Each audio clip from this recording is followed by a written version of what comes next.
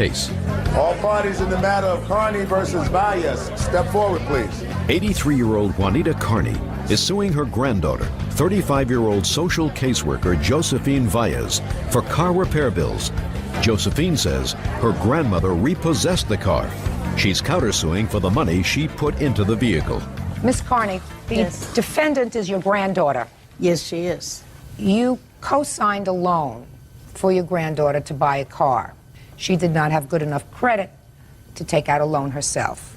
You say it was your agreement with her that she would work on clearing her credit so that eventually she could put the car loan in her name. She did not do that. And a year and a half after the car was purchased, you repossessed the car. When you repossessed the car, you had it fixed, and you spent $2,779 to fix the car. You want her to pay you back for the money that you spent to fix up the car.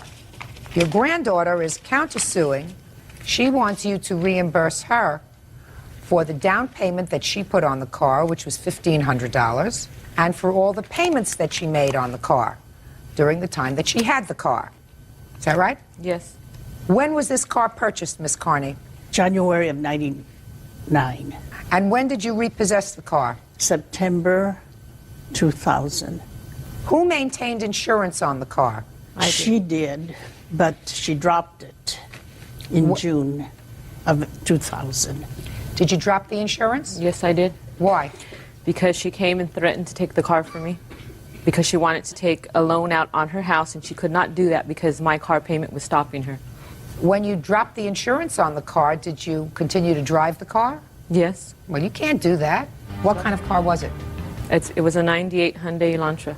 And how much was the total purchase price? $12,092. Did you make all the car payments on the car? Yes, I did. Okay, now, Miss Carney, you tell me why you repossessed the car. During our transaction of the car, the salesman said that there was a mark in the credit report that he could not put it in her name. It had to be in my name solely. I asked her, are you willing to put it in your name once you clear up your credit? And she said yes, because one of the black thing that's on the credit is a mistake, and I can clear that, and I'll be glad to do it. And with that promise, I went ahead and allowed it to be in my name, knowing that I could be liable if anything would happen. Right before repossession, I was told that it was wrecked, and she was still driving it around. So I repossessed it. I took the car to a repair shop, and I have the receipts for both of them. Where is the car now, Miss Carney? I resold it. I had to fix it, and somebody else did. Just a second. You sold it? Yeah. What did you sell it for? $7,000. Who did you sell it to? To my daughter's friend. She's taking over the payment. She didn't sell it. And the car was not wrecked when whoever picked it up took it. Yes, it was. Just a second.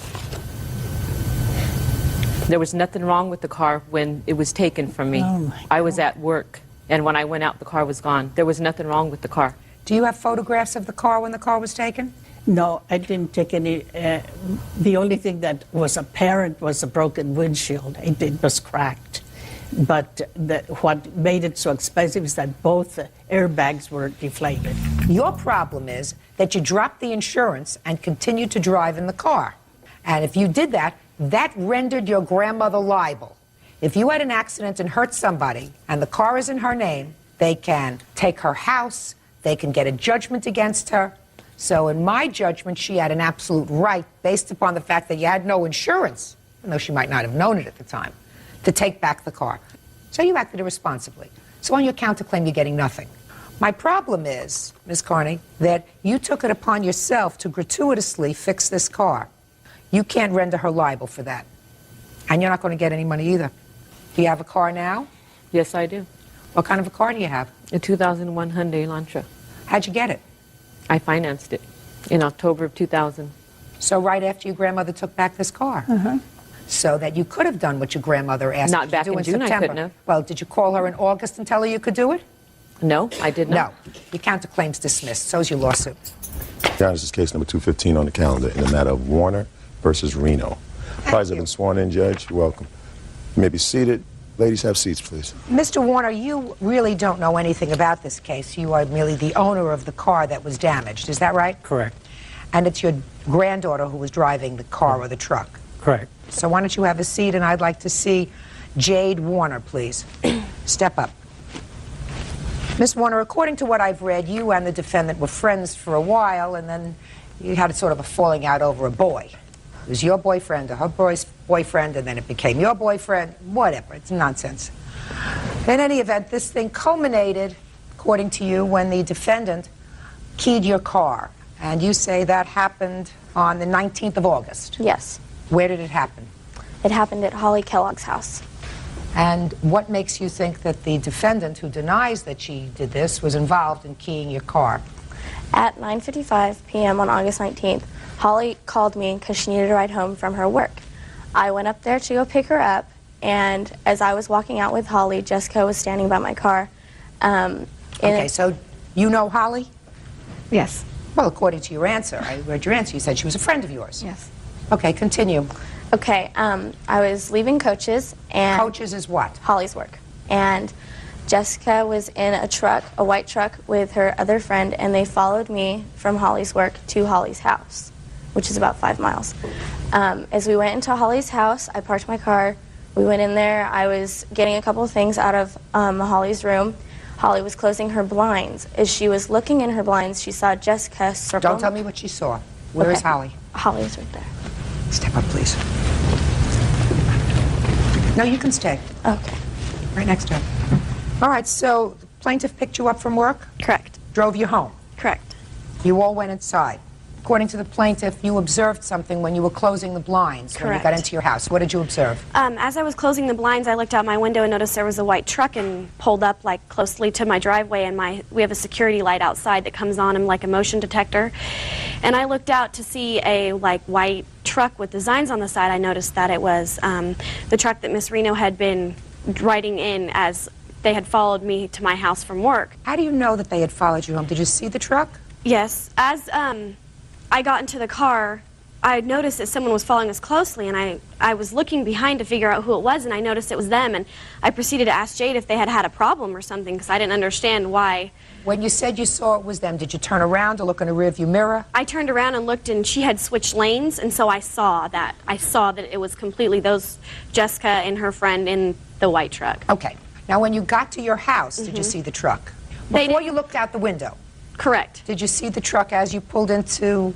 No. Pulled up to your truck? As I had made a right-hand turn to turn onto one of the streets that leads me to my house, they had gone straight. As I watched them like speed off, I saw Jessica with her hand out the window, flipping us off, yelling something, and I didn't understand at that point what was going on, because as far as I knew, her and I had been friends.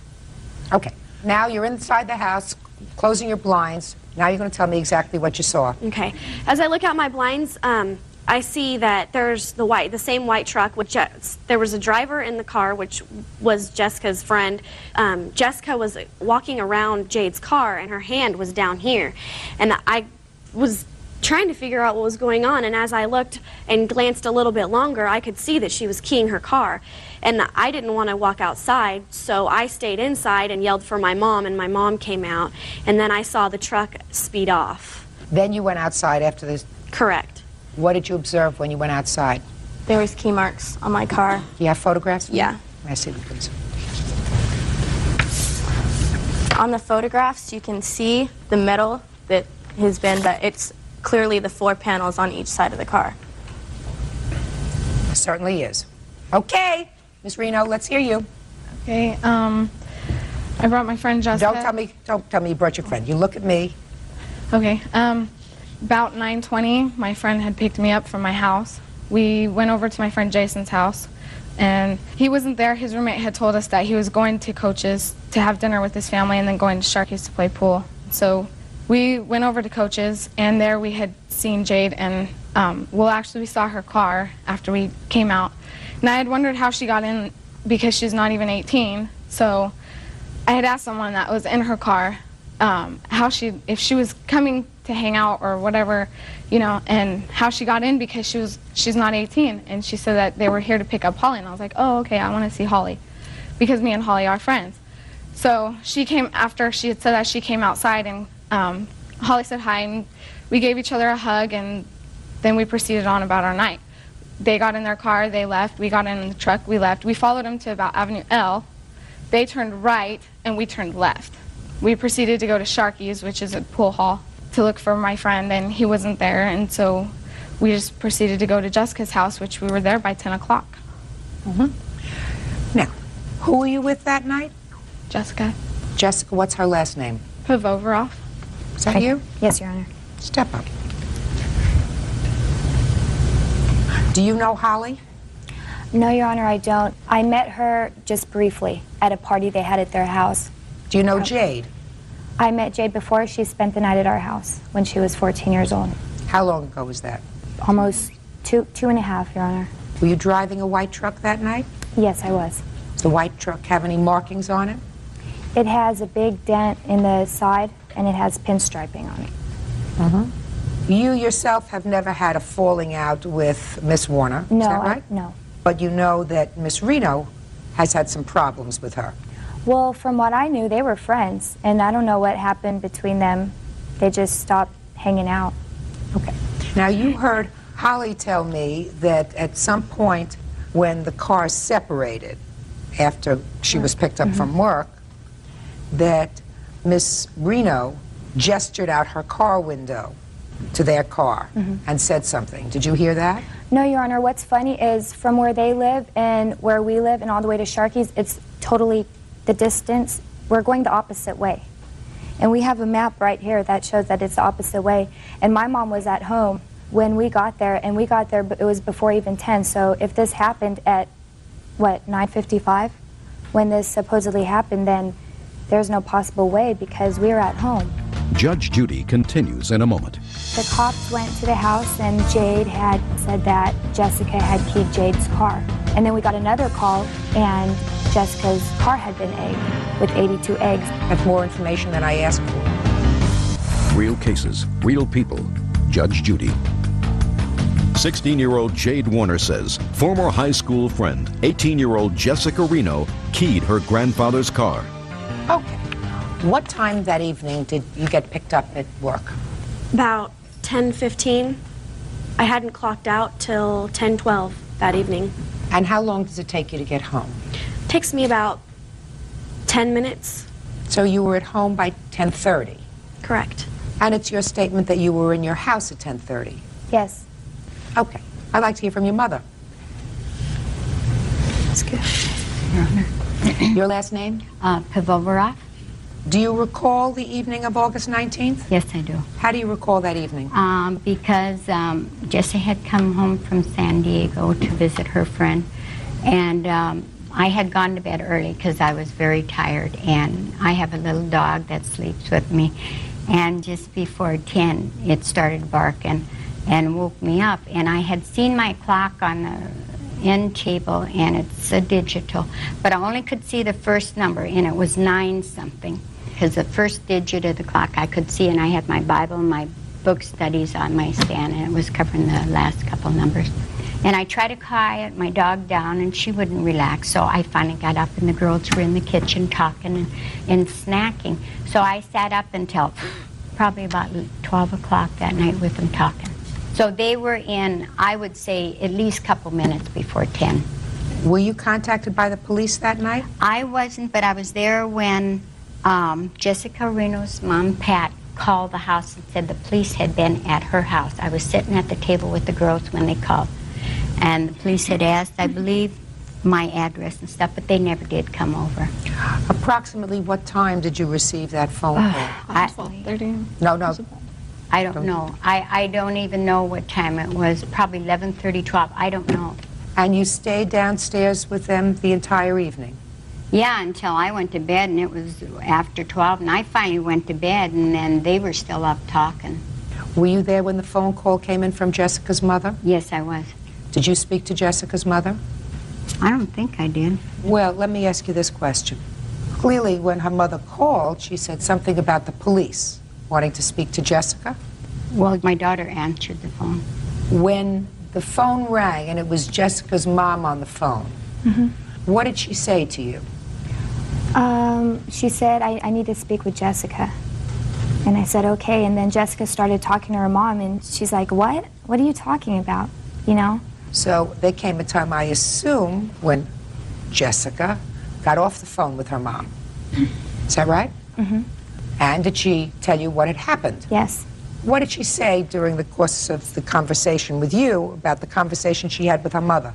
She said that the cops went to the house, and they said that Jade had called the cops and said that Jessica had keyed Jade's car.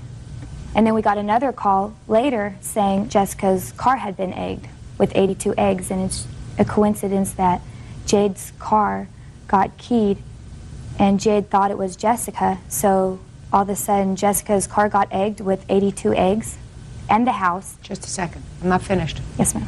That's more information than I asked for. Now you got off the phone with Jessica's mom. The police were looking for her. Is that right? That's what your mother told you? Yes. And you knew that your daughter and Jessica had been out together that night? That's right, Your Honor. And then you went to bed? Right. You didn't call back Jessica's mother? No. You weren't concerned that if they were looking for Jessica about something that happened that night, perhaps your daughter was involved? Because, No, I'm just asking you. You weren't concerned that if the police Yes, were looking I was, for your but I daughter... knew. Let me finish. You weren't concerned that if the police were looking for Jessica because of an incident that happened that night, because I assume they got off the phone and told you what the police were looking for her for, yes, right? Your Honor. And I assume that you knew that the two girls were together. That's right. So it would seem logical to me as a parent that you would want to get this information about where these two girls were accused of being that night, at least from her mother, not from what she's reporting to you. But you went to bed. Yes, because Mrs. Reno had talked to the police. How do you know that? Because she said the police had been at her house.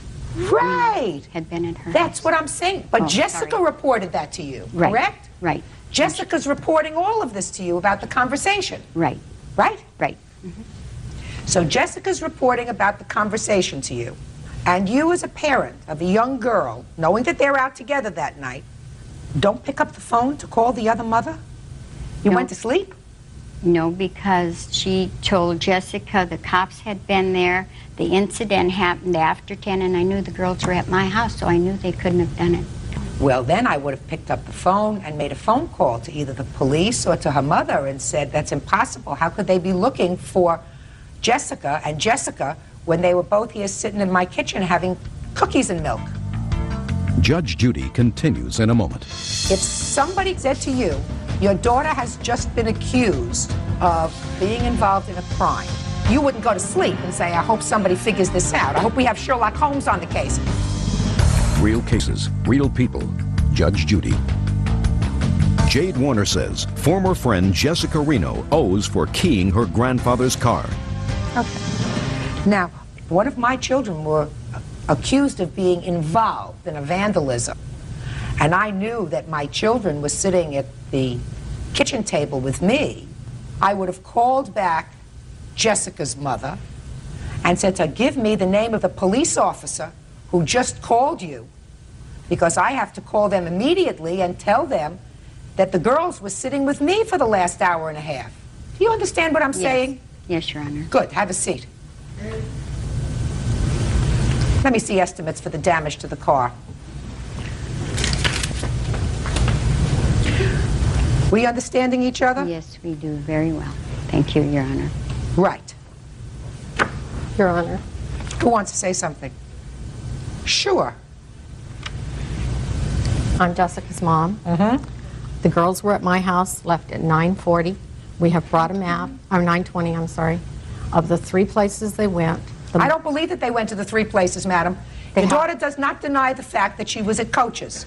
The only discrepancy is where they went after Coach's. The only defense that they have is that they went directly to Jessica Two's house where they were sitting in the kitchen having milk and cookies at the time of this incident. I don't need a map. I need the truth. And she knows exactly what I'm talking about, Because if you are a concerned parent, now just figure out what I just said to her. If somebody called your house and said to you, your daughter has just been accused of vandalizing property or being involved in a crime, and you knew she was sitting at your kitchen table during that time, all night, would you not contact the police and tell them that immediately? Would you not do that? I would do that. Of course. You wouldn't go to sleep and say, I hope somebody figures this out. I hope we have Sherlock Holmes on the case. You would pick up the phone and you would call immediately. This lady, who's a very nice lady, has a daughter who's driving a car, a truck, who at least could be considered, if this were true, an accomplice. But her daughter was not accused of this crime. It was just I'm telling you, if you are driving the car in which somebody is using as a vehicle to get away from performing a crime, they call that in movie land the getaway car. Then you pick up the phone and you say, the girls couldn't have been involved with that because they were with me. Right? Of course. Judge Judy will continue in a moment. I tell you one of the things that I found most interesting, Miss Reno. There is a witness. There is an eyewitness. And the eyewitness is somebody who, according to you, was a friend of yours. Because I'm going to read from your answer. Holly is a girl who I've been friends with for years. Holly said hi and gave me a hug. This was at Coach's that night. So you have to say to yourself, why in the world would somebody make up a story about having seen a friend commit a crime unless it were true? When somebody is a crime victim, they don't want just somebody to be punished. They want the right person to be punished. They don't want the wrong person to be punished. That doesn't make them feel good. So I can understand it. If you two girls had had a falling out and you accused her, anyway, say maybe you were making it up, maybe it wasn't her, maybe you thought it might be her. But when Holly says she saw you, and then your mother doesn't give me a very maternal answer as to what she did after she found out that the police were looking for the girls by going to sleep, I find that I am convinced by the required quantum of proof in this civil proceeding, which is proof by clear and convincing evidence, that you, in fact, are responsible. And the damage is $1,648.22. Judgment for the plaintiff. Parties are excused. You may step out. Judge Judy will continue in a moment. We haven't gone. Of Holiday versus Titsworth. Parties have been sworn in, Judge. You may be seated. Folks, have a seat, please. Mr. Holliday, according to your complaint, you and the defendant lived together for about 8 years. You have one child together. Yes. Several years ago, you and the defendant, according to your complaint, purchased a used car, a very old used car, a 1972 used car. According to you, you have possession of that car. She has the title to that car. You want her to either sign over the title to the car to you or pay you not only half the amount of money that you claim to have put into the car, which was $550, but also all the repairs that you made on the car in the time that you were driving it. Correct. Is that right? Yes. Now let's get to your end. Your end is that you actually purchased the car. That's why it's titled in your name. That he never put $550 into the car. That when you broke up, you had an arrangement with him, and that agreement was that he would return to you all of your property, in exchange for which you would sign over the title to the car. However, he failed to return all of your property to you, and therefore you didn't sign the title over to him. So you either want the car back or you want the blue book value of the car, which you claim is well over $2,000. Is that right? Yes, ma'am. Ha! There we go. Let's give both of these people a reality check. Cars do not appreciate. Cars depreciate. If you buy a car for $1,100, 2.5 years later, it's not worth $2,500. You got it? Perfect. And you, sir, you had use of a car for 8 months, you drove a car for 8 months, you had to fix it in order to drive it. That's your problem. Got it? Correct. Perfect. Now, you had an arrangement with her to return all of her property. Yes, which I did return her property. What property did he not return? He did not give me important documents. My birth certificate. Your birth certificate? Yes. Shh. Okay. Do you have her birth certificate? There's a bunch of stuff in storage. I have no idea, Your Honor. When you say there's a bunch of stuff in storage, her stuff in storage? My child's personal belongings. I have her birth certificate and her records. Yes. But you don't know if her birth certificate is there. I have not been through it. No. You can either go through it, Ms. Titsworth, or you can call and get another birth certificate. Do you understand? Yes. What's next? There was 4 TVs in the home. I didn't receive anything out of my home. Who purchased the televisions? I did with my money. Mr. Halliday, did you return any television sets to her? We had a verbal agreement, and she stated after she would not sign the car, she did not want one thing out of that house and to throw her stuff away. What part of did you give her any television sets didn't you understand? I understood every part of that. So why don't you just answer my question? I did not give her any televisions. Why not? Didn't you think she would like to have one? She didn't ask for one. She's asking for one now, or maybe well, 2. There's one TV, and that was in my child's room. The other 2, well, there's a brand new one which I had bought. Yes. The other TV, what was in my child's room, was my mother's TV that was borrowed. She can have a TV. That's how many no TVs problem. did you purchase?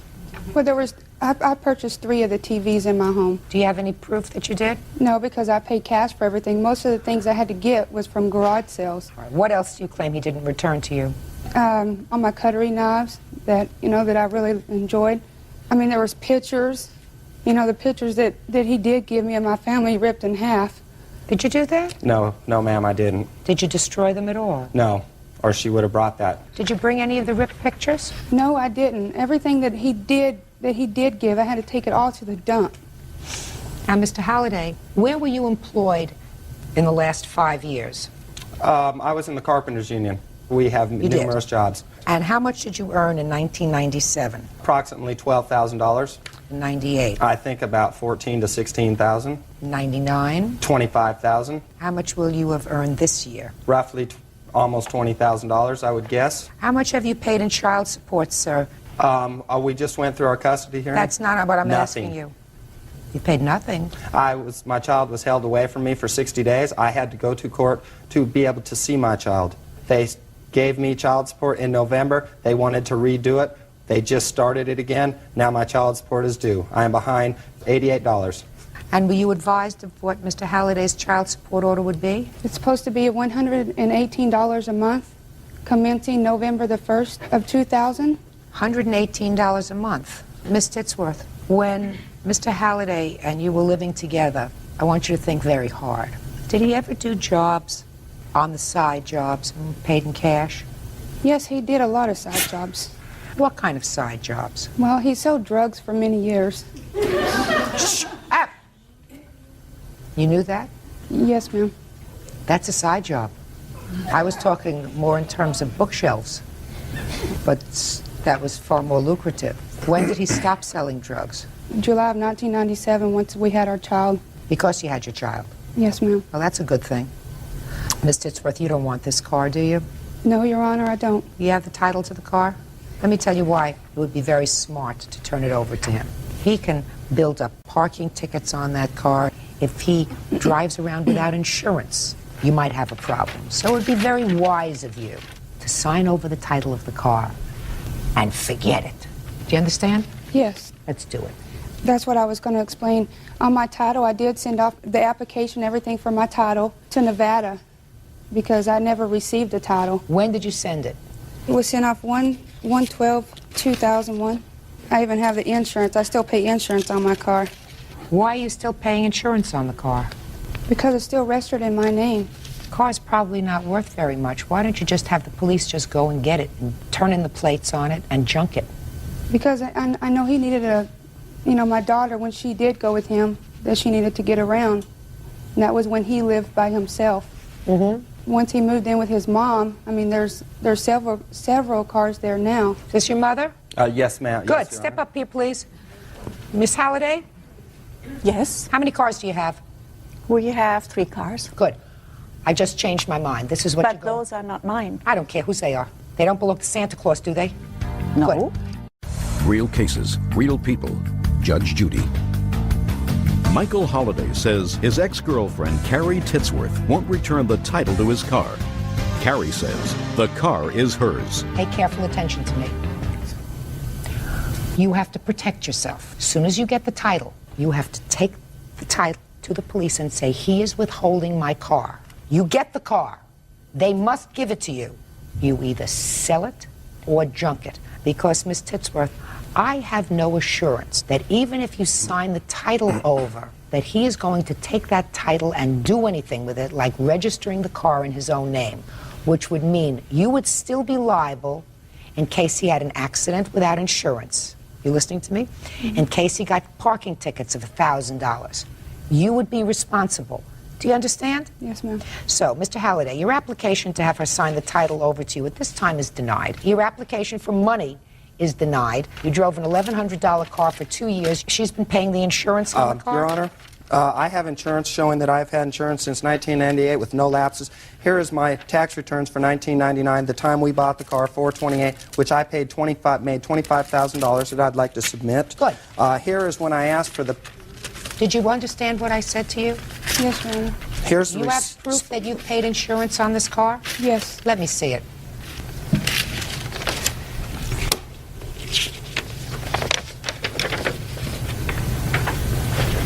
That's just 1 month of insurance right there.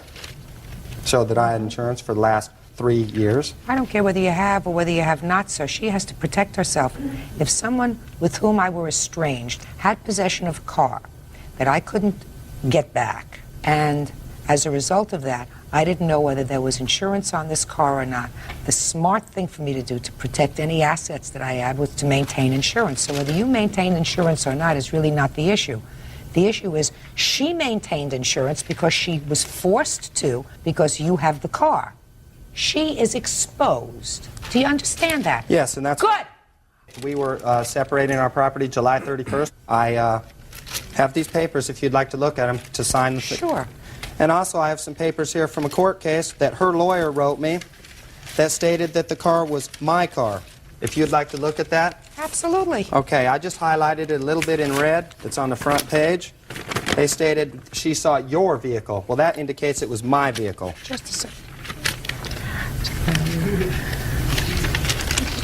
Did you ever sign this bill of sale in front of a notary? No, I did not. That's not been signed. No, it sure hasn't been. No, that was our agreement. It sure hasn't been. So how Ms. am I going to Titsworth pay my indicated child? Just a minute. Ms. Titsworth indicates that on 2 occasions, Saturday, November 11th and Sunday, November 12th, she saw your vehicle at a parking lot of her employment where she was leaving at 4:30 in the morning. There is no reason for you to be in the parking lot of her employment at 4:30 in the morning. The only purpose could have been to harass or annoy her. You want me to assume from this sentence, she indicates she saw your vehicle at the parking lot? That's it? Well, Is that yes, correct. Wrong. Listen to me. Complaint is dismissed. Be smart. Get your title. You may decide once you get your title and retrieve the car that you want to give it to him. Do you understand? Yes, Your Honor. If you want to do that so that your daughter's father will have an opportunity to have a car, that's fine. But you make sure that if that's done, you or someone else accompany him that day to motor vehicles to transfer the car so that it's transferred not only on paper, but it's transferred with the state. Do you understand? Yes. But you better protect yourself because you are vulnerable. Clear? Yes, ma'am. Counterclaim's dismissed as well. That's all. Thanks. Parties are excused. You may step out. His motivation is just to get money from me. She has a new boyfriend and just wants to get back at me for no reason. And now the next case. All parties on Weber versus Fidel. Step forward, please. 42-year-old baggage handler George Weber is suing his ex-girlfriend, 39-year-old teacher Jeanette Fidel, for an unpaid loan to fix her car. Jeanette admits to borrowing money, but says George is exaggerating the amount. Mr. Weber, according to your complaint, you met the defendant over the internet in October of 1999 and subsequently started to date the defendant. Yes, ma'am. Then you claim that in May of the year 2000, she ran into some car trouble, and you agreed to take out a personal loan and give her money so that she could purchase a new car. There was an agreement that she repay you that money in installments. She gave you one $200 payment and then stopped, correct? Yes, ma'am. The defendant says that she never borrowed that kind of money from you. She did, in fact, borrow $200 from you to fix her car, but paid you back, right? Correct. So, Mr. Weber, let me hear the tale of the May loan, please. Okay, Jan's car was stolen, was totaled. At the time, she was claiming her father was selling a car, and she needed the cash right away. So she couldn't get a loan. She told me to try to get a loan. Look at me, sir. I'm sorry. So I told her I would get a loan on good faith that she would pay me back. Here's my loan check. I gave it to Jan, and she cashed it. Can I see it, please? Yes, ma'am. And then... Just a minute. Well, Miss Fidel, you clearly cashed this check in the amount of $2,112. At my bank. I don't care at whose bank. That's true. Well, you didn't tell me that in your answer. Yes? Because he couldn't get to his bank fast. He couldn't travel that far. It's like 2.5 hours away. So he asked me to cash it at my bank, which I did. That was not for me, though. That was for him. He's from Chicago, not Indiana. He was down visiting me, leaving for Boston and Washington, D.C. He gave me $200 out of that so I could fix my car, which I did. There's my canceled check for that. He took the rest, and he went on vacation. He gave me $200 out of it. Can I see? She wanted me to... Just a minute. And that's the extent of it.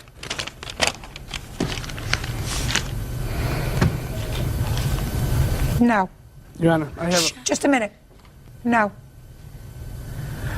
Your story doesn't make sense, Miss Fidel, for this reason. The check that he got as a loan was dated the 25th of May of the year 2000. He got the check and he came, according to you, to visit with you, and then you give me a check that allegedly is dated June 17th, marked car. Correct.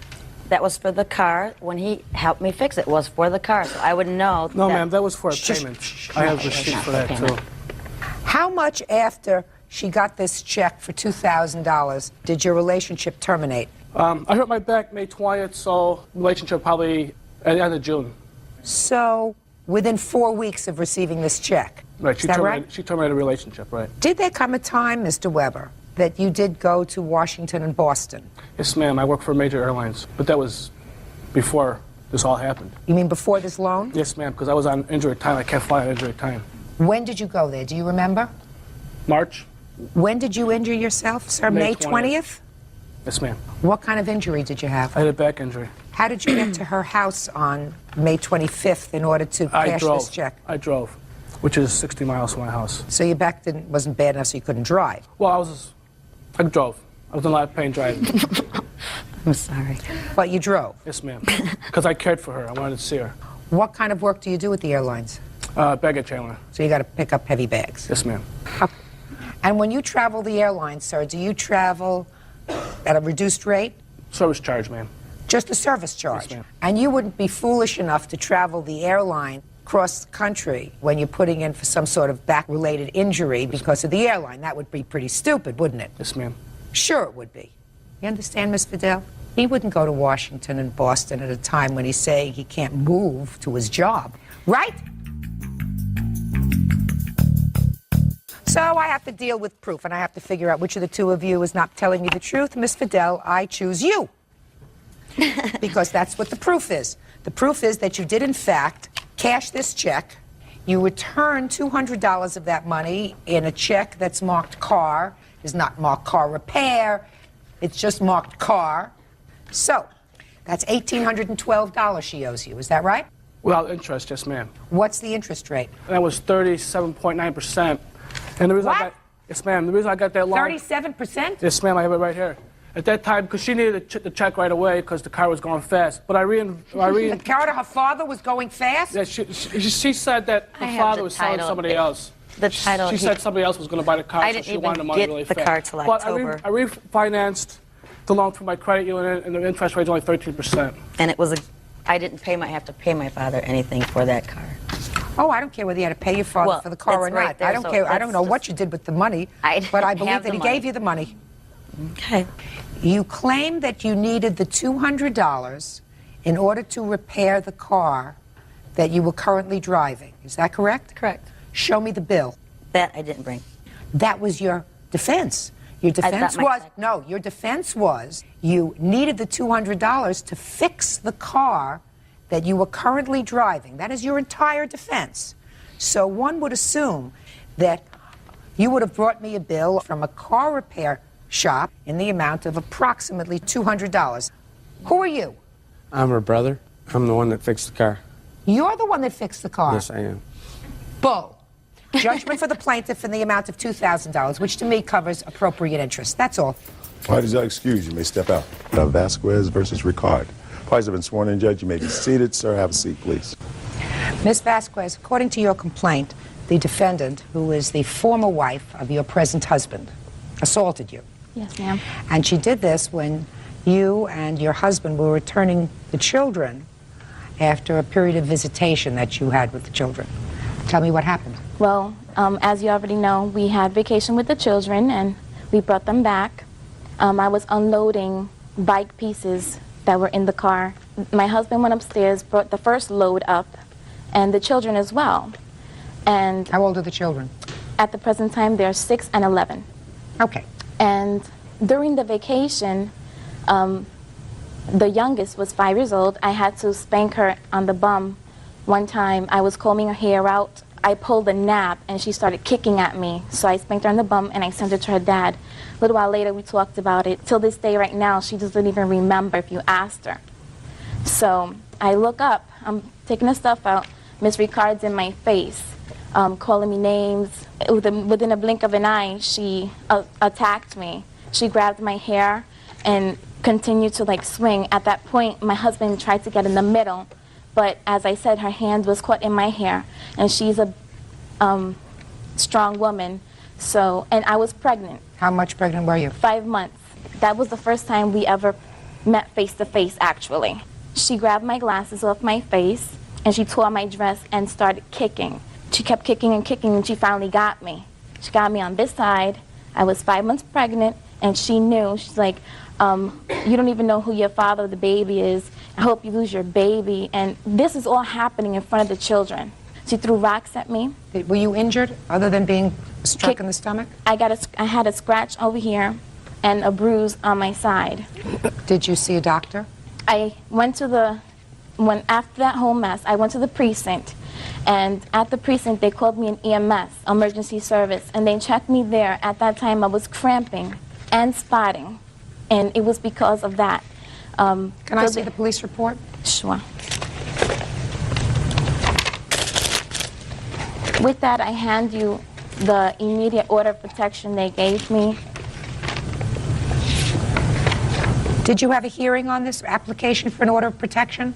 No, ma'am. Just recently, at the criminal court, the case was heard, finally. Ms. Ricard had a witness that no one agreed upon, and they just let her go.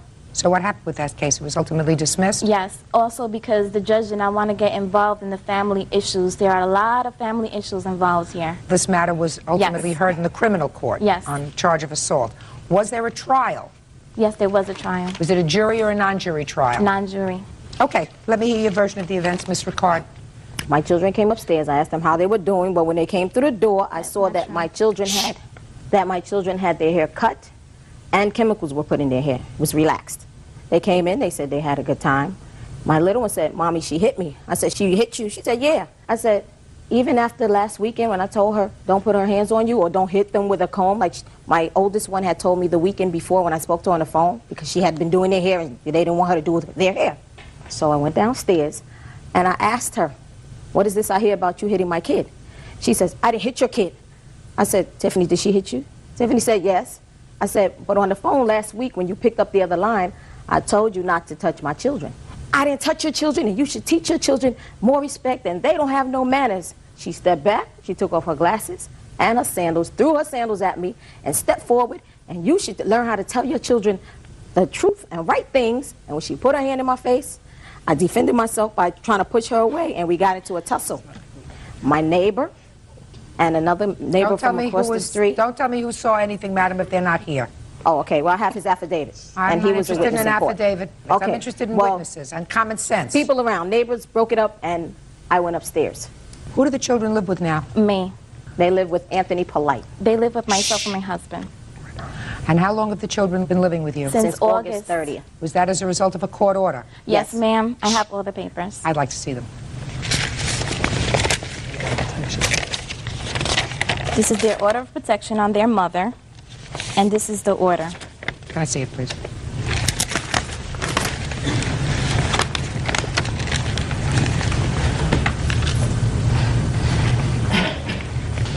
Ms. Ricard, I sat in family court for a long time. I know enough to know that no family court judge transfers custody absent the showing of some special circumstance that requires in the children's best interest for that custody to be transferred.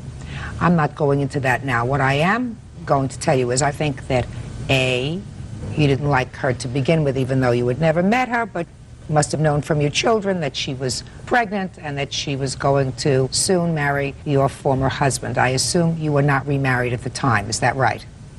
No, I wasn't. Then your children come home and you see that while they were visiting with their father and soon-to-be stepmother, they did an outrageous thing by having their hair straightened, cut, whatever it was, because you talk about that in your papers. So you're furious at that. And then you continue to ask your children how things were, and your youngest child said that she had, in fact, spanked her. That further infuriated you.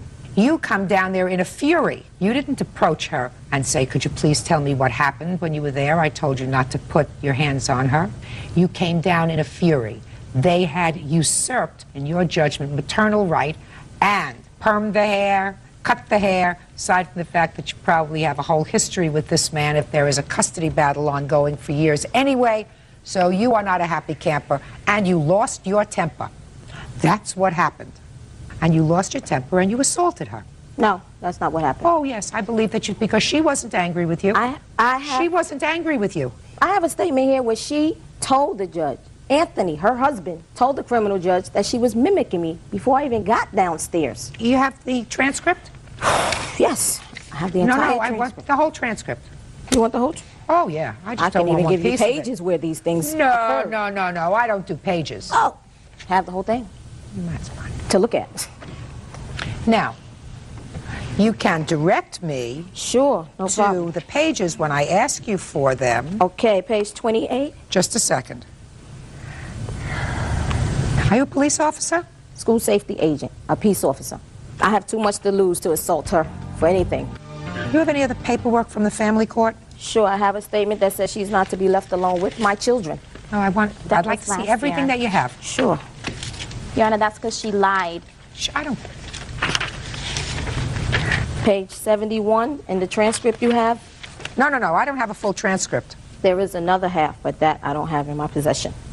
I need the end of the case. I don't have that. Well, then this is useless to me. I have to have an entire document. I have to see whether this case was dismissed after an entire trial. I'm speaking, and you're not. Whether the case was dismissed after the plaintiff's case, or whether after the entire case beyond a reasonable doubt the judge did not believe that the allegations had been sustained. The quantum of proof here is very, very different. My sense is, after reading all of these documents, unfounded reports of neglect filed against the father. Yeah, because Anthony constantly calls ACS, but I'm not here to exploit my children. Just a second. All of those things go into your frustration, Ms. Ricard. At the time when they were returning the children, I assume that they were returning the children on time. They were not there to argue with you. They were not there to fight with you. You had a choice. Neither was I. No, oh, yes, you were. You had a choice. And your choice was that if your daughter said something to you about being hit, spanked by the plaintiff, and you are, in some regard, a peace officer, then what you do, since you were no stranger to the courts, you were no stranger to family court, you had an attorney, so that your choice at that time was, the very next morning you pick up the phone. Let me ask, can I ask you something? No, you may ask me nothing. What I'm telling you is they came there without any sense of fight. You came downstairs, you were furious. And you were furious because of a whole bunch of things. No, I was not furious. Of course you were furious. The first thing that you said to me today, they had chemically treated the children's hair and straightened it. So? Yeah. So? They were. So? Yeah. And So? she has, like, you didn't So want to what? look at the statement, but she was, in that statement, she says how I came downstairs. She says that I came downstairs in a calm, low-mannered voice. She says it in the statement. Oh, show me. Page Oh, 71, she says that she was, Anthony says, yes, she was mimicking me. No. Of course. Just a second. Just a second. I'm going to look at page 71. Page She says, 22. My That's the husband's here to say what I want you to be quiet. I'm reading from line 4. I was unpacking the trunk and I was putting the bicycle pieces down on the ground when I looked up and Miss Ricard is right on the sidewalk in front of me, and she didn't start yelling at me. She approached me by saying, "Why did you put your hands on my daughter? Why did you put your hands on my child?" When she said that to you, what was her tone? Very low. What was your response? Because she was upset about it, I said, "Let me explain what happened." She didn't give me a chance. She just attacked me. I don't know why you think that that'll help you. Judgment for the plaintiff in the amount of $2,500. That's all. Thank you, Parties Your are Honor. excused. You may step out. The truth will prevail eventually. It'll prevail. This is just a little war. The battle is not over. She's gotten away with way too much. And, you know, if she was a fit parent, the children would not be living with myself and my husband. And now the next case. All parties in the matter of Phillips versus Boyd and Boyd versus Booton, step forward.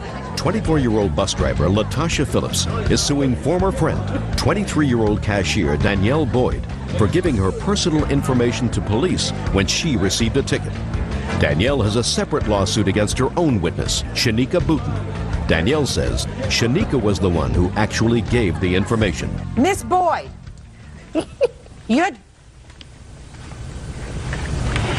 you are driving along with your friend over here. I assume that you're Miss Booton. Mm-hmm. Yes is the answer. Yes. You're driving.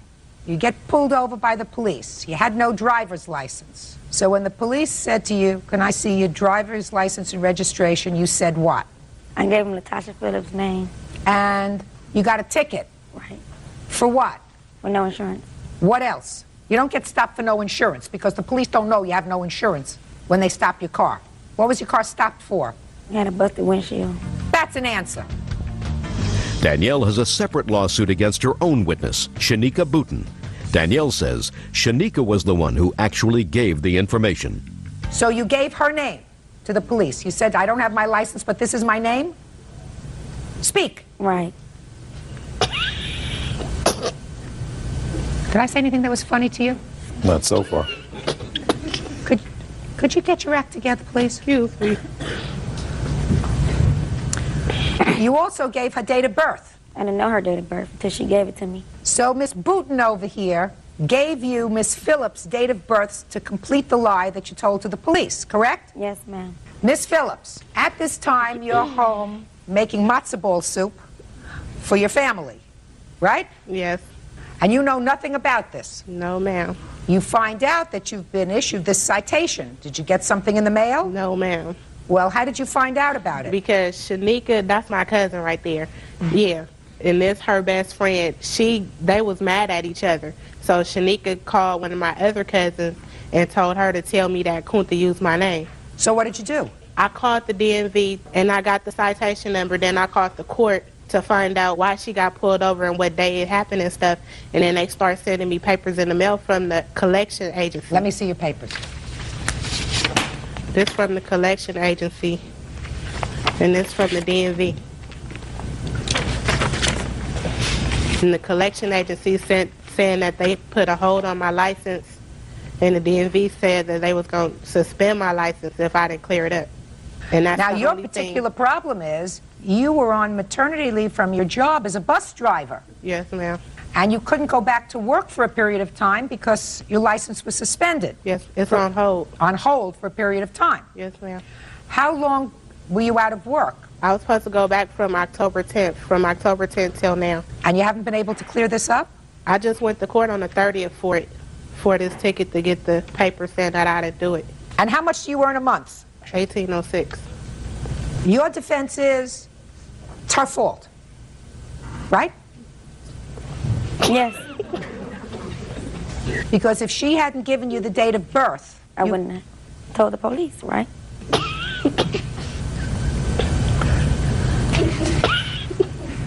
Did you ever tell anybody that you had given misinformation? It was only me and her who knew because we were in the car together. It was me, her, and her baby. Did you ever tell the truth to the police? To the police. To the police. Did you ever tell the truth to the police so that you got her off the hook? No. No. I'd like you to sit down for a minute, please. This is going to take 2 seconds. Step over here, please. Now you're the plaintiff. Now you're the defendant. Now, Miss Boyd, this is a lawsuit that you filed against Miss Booten, right? Right. And you filed this lawsuit against Miss Booten for $1,000. Right. And your claim, why don't you tell me what your claim is Because against Miss from Booten? loss of work, and I lost $400 behind this. How is she responsible for your lost wages from work? Because they took $400 from me. For the ticket? For the ticket. They were both taking the money from me. Did you take $400 from her? No, I didn't. Let me read you your claim that you filed, madam. I see it, it's right. You say she should be responsible, She should be responsible. for aiding me in giving the police the misinformation that caused them to issue a citation in her name, because but for her giving you her date of birth, you would not have given the police that misinformation. Right. I'm suing the defendant for $1,000 for the stress caused and lost wages. Yeah. I think she needs a real reality check. Would you say she needs a reality check? That a detox. Yeah, right. Perfect. Your case is dismissed. Now, on your case, just stand up for a second. You may sit down. You may sit down. Not a genius to give your cousin's date of birth, madam. Do you understand? Now you can move back over here. Play little musical chairs. Move back over here. All right, Miss Boyd, let's talk about an R word. R word, responsibility. Responsibility means that if you give misinformation to the police out of your mouth that causes somebody else a problem, even if somebody else told you that information, it's your responsibility. That's true. That's not what you say in your answer. But I'm saying it doesn't cause them to take my money from me. Oh, I'm going to take a lot more money from you. Because of your actions, she was out of work for at least 2 months because she couldn't drive without a good license, because you opened up your big mouth and lied to the police when you got stopped. It has nothing to do with the police and your broken windshield and you didn't have insurance on your car. That's something between you and the police, madam. With regard to Miss Phillips, you owe her $2,600. Judgment for the plaintiff. That's all. Parties are excused. You may step back. Parties have been sworn in, Judge. You may be seated. Ma'am, have a seat, please. How old are you, sir? 17. This is your father? Yes, ma'am. Why don't you have a seat for a moment, sir? Sure. Quentin, according to your complaint, you ran away from home. Was it just you or you and your sister? Me, my girlfriend, and 2 other girls. When was that? December 10th, somewhere around that. Was there any particular reason that you left home? The main reason was Look at me. at the time I was having a lot of problems in the home, and also my girlfriend at the time, she was only 14, so were the other 2 girls that ran away. Basically, I was looking for a way to get out and a reason. I just thought I could go along and help. Go along and what? Help them take care of themselves, considering their age. According to you, the defendants took you into their home. I'll figure out why in a minute. After a week, you decided that this wasn't for you, and you went back home. You say that they retained certain of your property. That's what this lawsuit is about, $5,000 worth of your property that you say that they have. How did you get to their house? They came and picked me up about a half hour after my dad left for work on that day. How did you know them? I met him a week or 2 prior through one of the girls that ran away with me. Their brother was living with them. So one of the girls that ran away with you had a brother who was also a runaway? No, he was 19. He was their roommate. Had you talked about moving in with them, I assume, before December 10th? Yes. What did you tell them? One night, me and the other 3 girls were with them at a coffee house, and that night the girls didn't go home. We stayed out too late and they missed a curfew, so they just decided they were going to stay gone. And in the meantime, I was corroborating with them basically on how to raise money to get out of state. What reason did he tell you that he was running away from home? He didn't tell me any reason. This is a different story. We don't even know him. Really. We know him. We met him twice. We met him twice. So we met him twice, then you know. They picked you up at your house? Yes, ma'am. Did you pick him up at his house? No. Go ahead. They picked you up at the house, and what did you do? Look at me. The night before, I had spent the entire night packing. I stayed up all night packing my stuff in boxes and bags, and that morning it was around 7:30 they showed up. They helped me load everything into their car. We crammed it full, and we went straight to their house. Yes. From there, I stayed there. For a week. Yes, 7 days exactly. And what happened when you decided to leave? By this time, all of us had made a mutual agreement that none of us would back out of it. We were set to run away. And You mean you and the 3 girls? Yes, and the defendants. And if we backed out, the rest of us would get back at the others in some way. And me and one of the girls had decided a couple days before we left that we didn't want to stay there anymore, but we felt we couldn't just leave because of the fact that all my stuff was over there. I didn't know if I could get it back. I didn't know if we were going to go to jail if we came back or not. So Why would you go to jail? because we ran away. Okay. On Christmas Day, we had had enough of it, and they had gone to their parents or whatever for Christmas or something. And I called my mom and told her to come pick me up before they got home because I was afraid what they would do if they found out we were leaving, because this would mean that they would most likely go to jail, and they did. Go to jail for what? Harboring runaways. So your mom came and picked you up? Yes. Came pick you up in a car? Yes. Why didn't you take your stuff with you? I didn't even have any shoes on when I left. Well, I was... Quentin, you called your mother. I assume you knew you were going to leave the night before, so as soon as they left... We didn't... We'd been wanting to leave, but up until 10 minutes before I called her. And where does your mother live? She lives in Franklin, Indiana. About how far is that? It took her 15 minutes. Well, in 15 minutes, you pack up a lot of stuff. This is true. Including the shoes that you were wearing. Because one of the things that you say you left is your cat. Yes, ma'am. That doesn't sound hard to get. True. My mom, when she pulled up, she knocked on the door and she wanted to come in and get my stuff, but I didn't want to stay there. I didn't want to take the risk of them coming home. Why? You think they're violent? Yes. What makes you think they're violent? While we were there, their roommate, one of the girls' older brother, he had come out about something, and basically everyone in the house at the time beat him up. Totally. Just trashed him. He's got scars and bruises all over his face. This 19-year-old brother. Yes. You have a drug problem? No. Did you ever use drugs? I have. Did you use drugs while you were in their house? No, ma'am. Were you going to school at the time you ran away from home? No, ma'am. For how long? Close to a year. What were you doing during that year? Working. Working for whom? I had a couple different jobs at fast food places and home office. Why did you leave school? It was an incident. I was kicked Look at me. out. I was expelled for a while. For and what? It came harassment of a teacher. I had gotten into a fight with a teacher.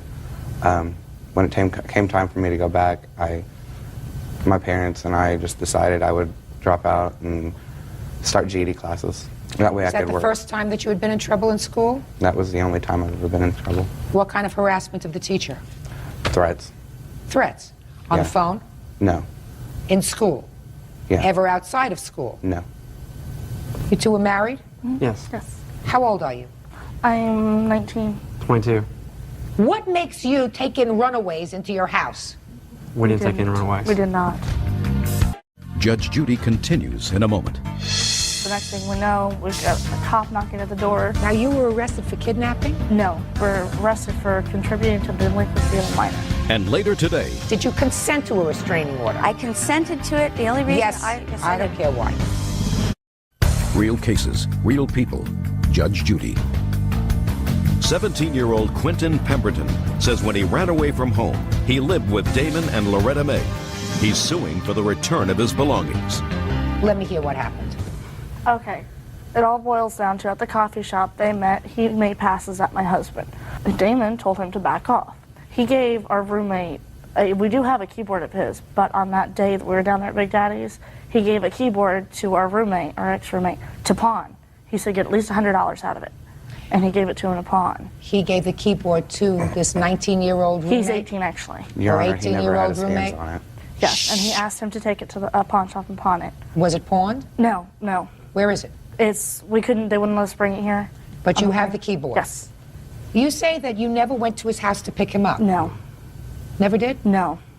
How did you find him in the house? He wasn't in the house. Our back door was kicked in. Yes. On Christmas Day. When we got home on Christmas Day, our back door was kicked in. We didn't know what was going on, and we go back in one of the extra rooms, and there's all this stuff there.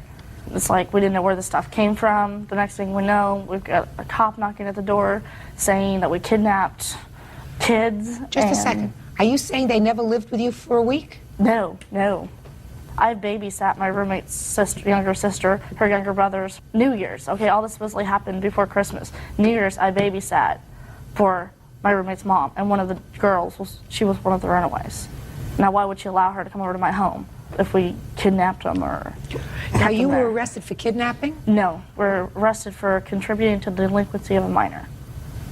And the judge told us we'll probably throw it out of court because... But you have not been tried on that case yet? No, we have not. That's still an open case? Yes, March 8th. Oh. Say not another word.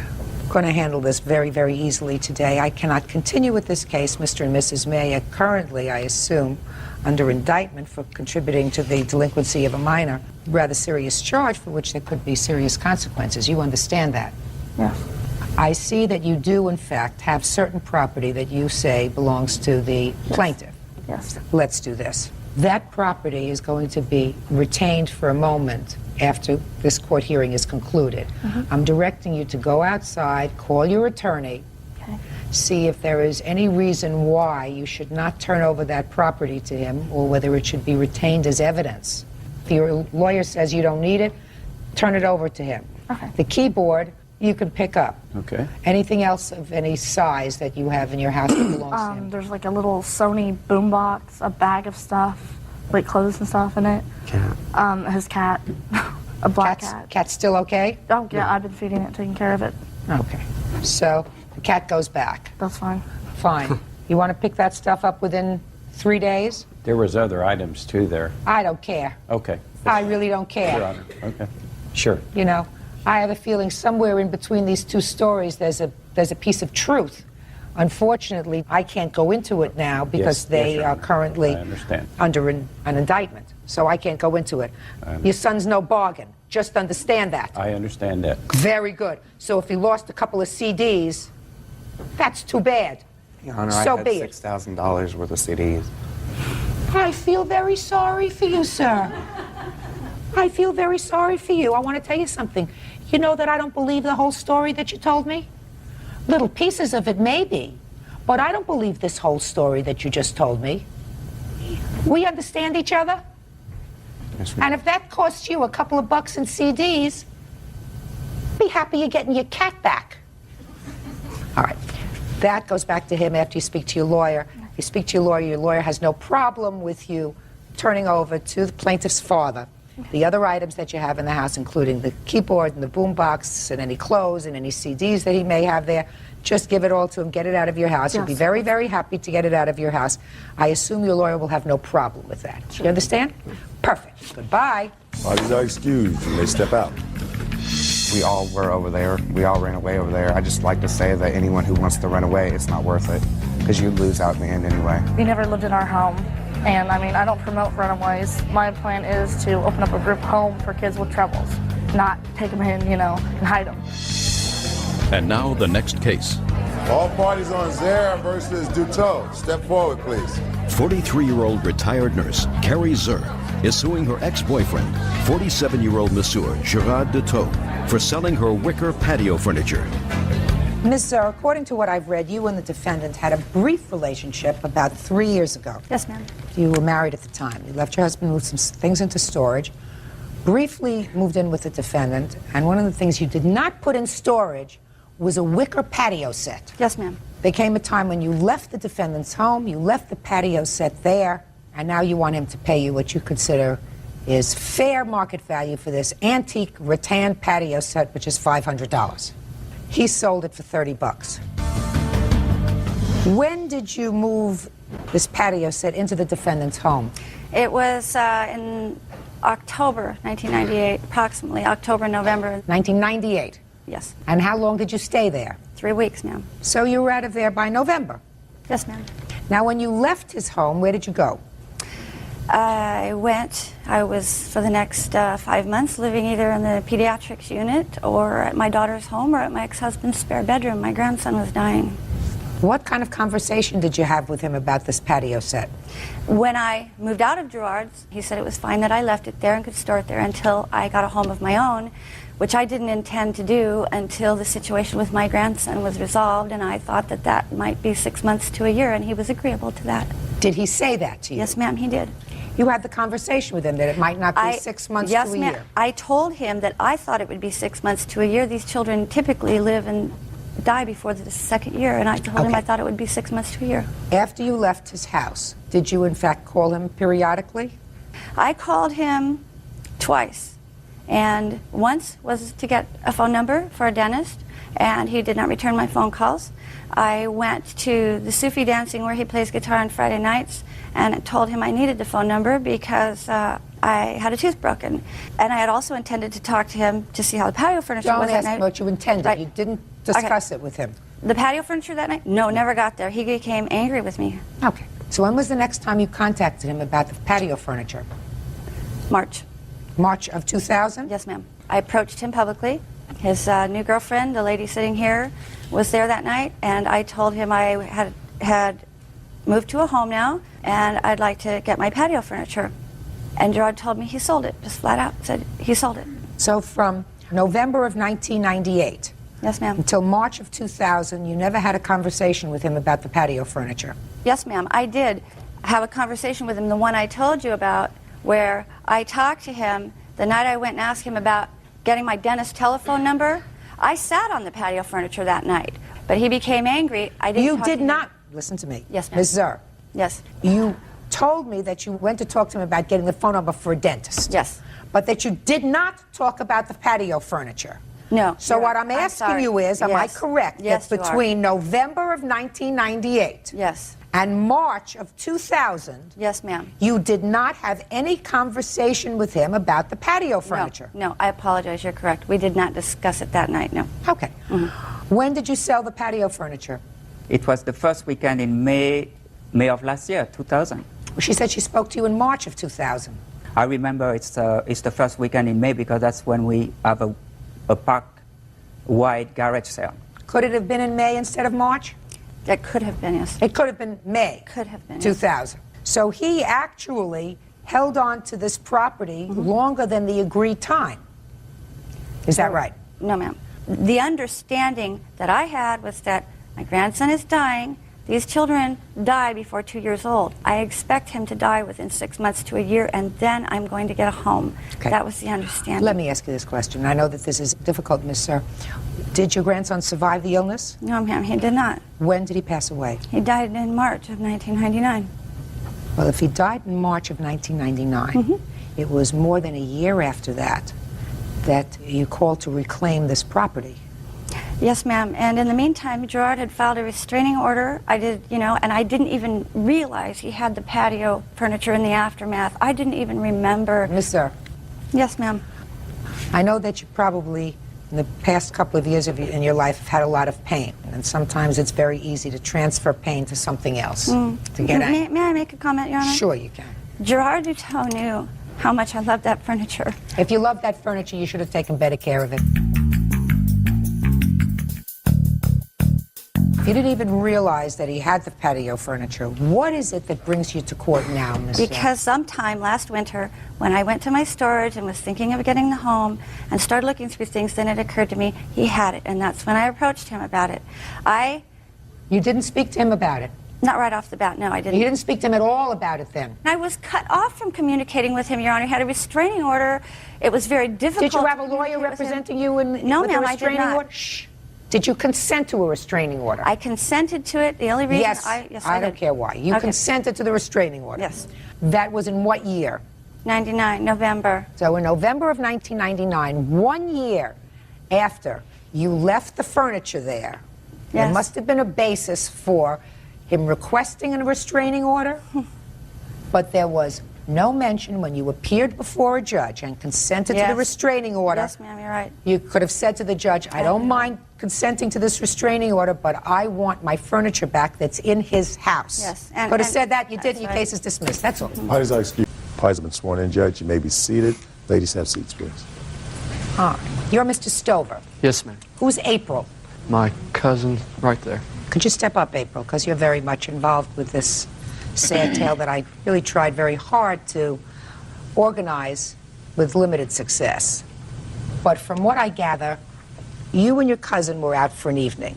Me, my cousin, and my friend Tammy there. And you were at some sort of a club? Yes, ma'am. And these two ladies were also trying to get into the club. Yes, ma'am. And according to you, something happened between April and these two young ladies. They thought she said something untoward to them, or that she smiled and said they couldn't get in and we did. Is that right? Yes, ma'am. So after the club was over, you went back to April's house? Yes. And when you got to April's house, you found these two ladies there, waiting for her. Yes, ma'am. I got there first, and they were setting up the street waiting. Did you have a conversation with them? When I pulled in the driveway, they pulled down, and yes, I had a conversation with them. What did you say to them, and what did they say to you? It was just a casual conversation. They asked me where April was and when she'd be home, and told them that she was on her way. She'd went to go get pizza. And after April came home, that's when all this fracas started. And your lawsuit, Mr. Stover, says that one of these two young ladies, that's Angela. Which one is Angela? I am. That Angela broke the window on your car with her shoe. Yes. She acknowledges that she did that. She says she was defending herself. She was aiming for you and you ducked. That's your defense. Well, yes. That's what I read here. You also claim that Jessica, that's you, Yes, ma'am. had you arrested for assault, as a result of which you had lost earnings, you drive a cab, couldn't drive for 4 months. Yes, ma'am. It was a malicious wounding, which was a felony. You know. And those charges were ultimately dismissed. The first charges were, then they appealed it to a higher charge, aggravated malicious wounding, which it was a worse 20 years to life. And was that also dismissed? Yes, ma'am. After a trial? Yes, ma'am. So there was a full trial? There was a full trial. Where you testified and she testified? Yes. So you are suing Jessica for having you falsely arrested and loss of income. She is counterclaiming because she says that you assaulted her with some sort of a machine that takes credit cards, imprints. Yes, ma'am. I have that with me. You acknowledge that you did, in fact, hit her with that. Yes, ma'am. It's self-defense. Okay, so that's what the case is about. So let's get back to the girls are there waiting for April. April has her pizza and comes back to the house. Okay? What is the very next thing that happened? You want to tell me, April? Jessica called me over to her car. So I walked over to her car. And You had known her from before that evening?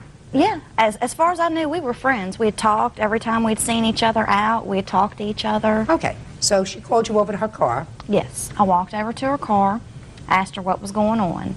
As soon as I did that, she reached out, grabbed me by the back of my hair, twisted me, and had me upside down in her car.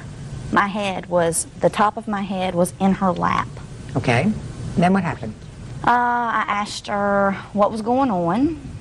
She said I was talking or dancing with her boyfriend, which was not true. We were there maybe 10 minutes at that club. She still got you in the car? She has me in this underneath with my head. So you're talking?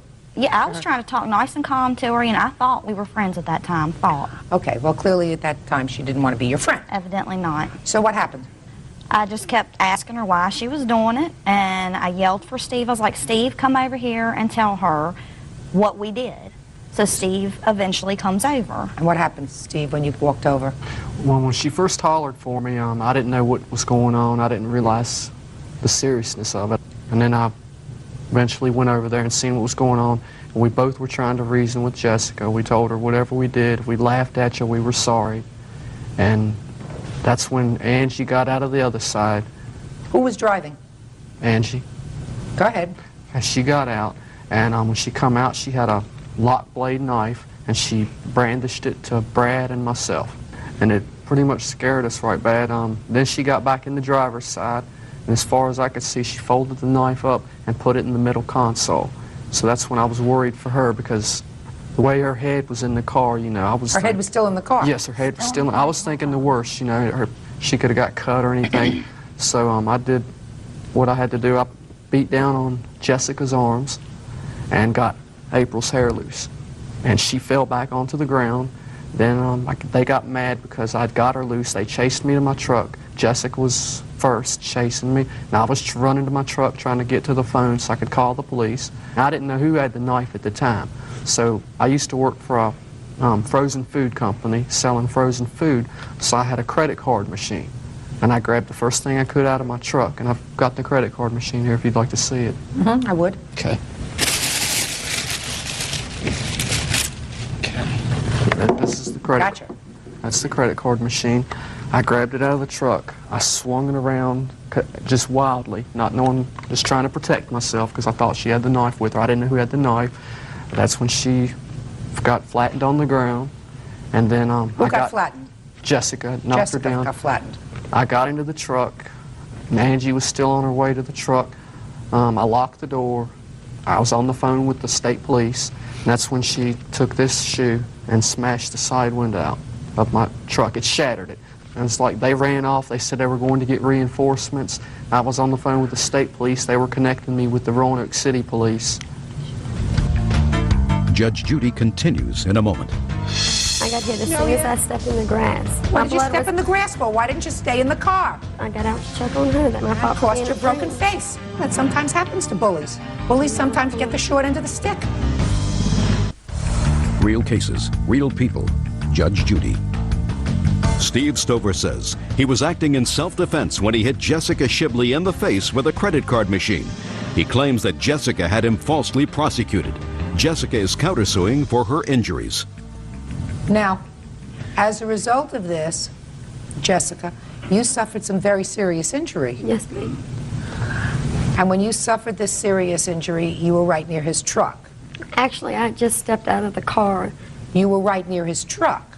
Well, about a car length away, yes, ma'am. Well, let's go back a little bit. What were you two ladies doing going to her house? We did go to her house. For what? To question her about what had happened at the bar. We were not even in the bar. What do you mean question her? Well, what does that mean, question her? They had made some comments that upset me, so I went to What ask kind them of about comments? it. Something about us not being able to get in. They thought that was really funny. So they laughed at you? Yes, ma'am. That you couldn't get into the club and they did? Yes, ma'am. That's what you went to question them about? Yes, ma'am.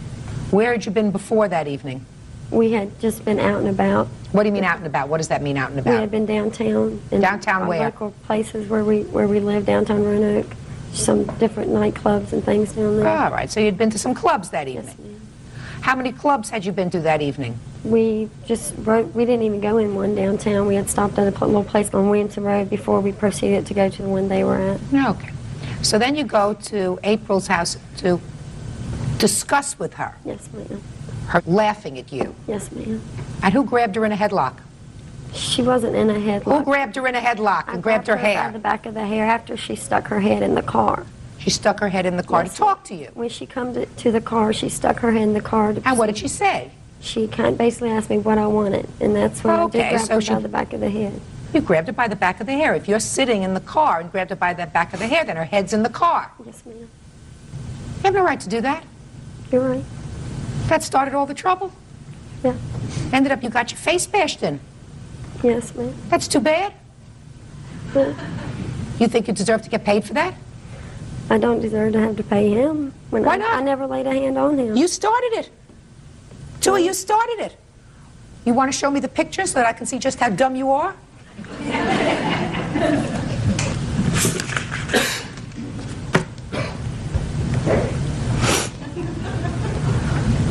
That's pretty dumb. You had your cheekbone fractured? Broken. Broken. Fractured means broken. Oh, yeah. Broken. Ah. You had surgery? Yes, ma'am. That's pretty bad. What kind of knife was there? There was no. Don't tell me there was no knife. I don't want to hear there was no knife.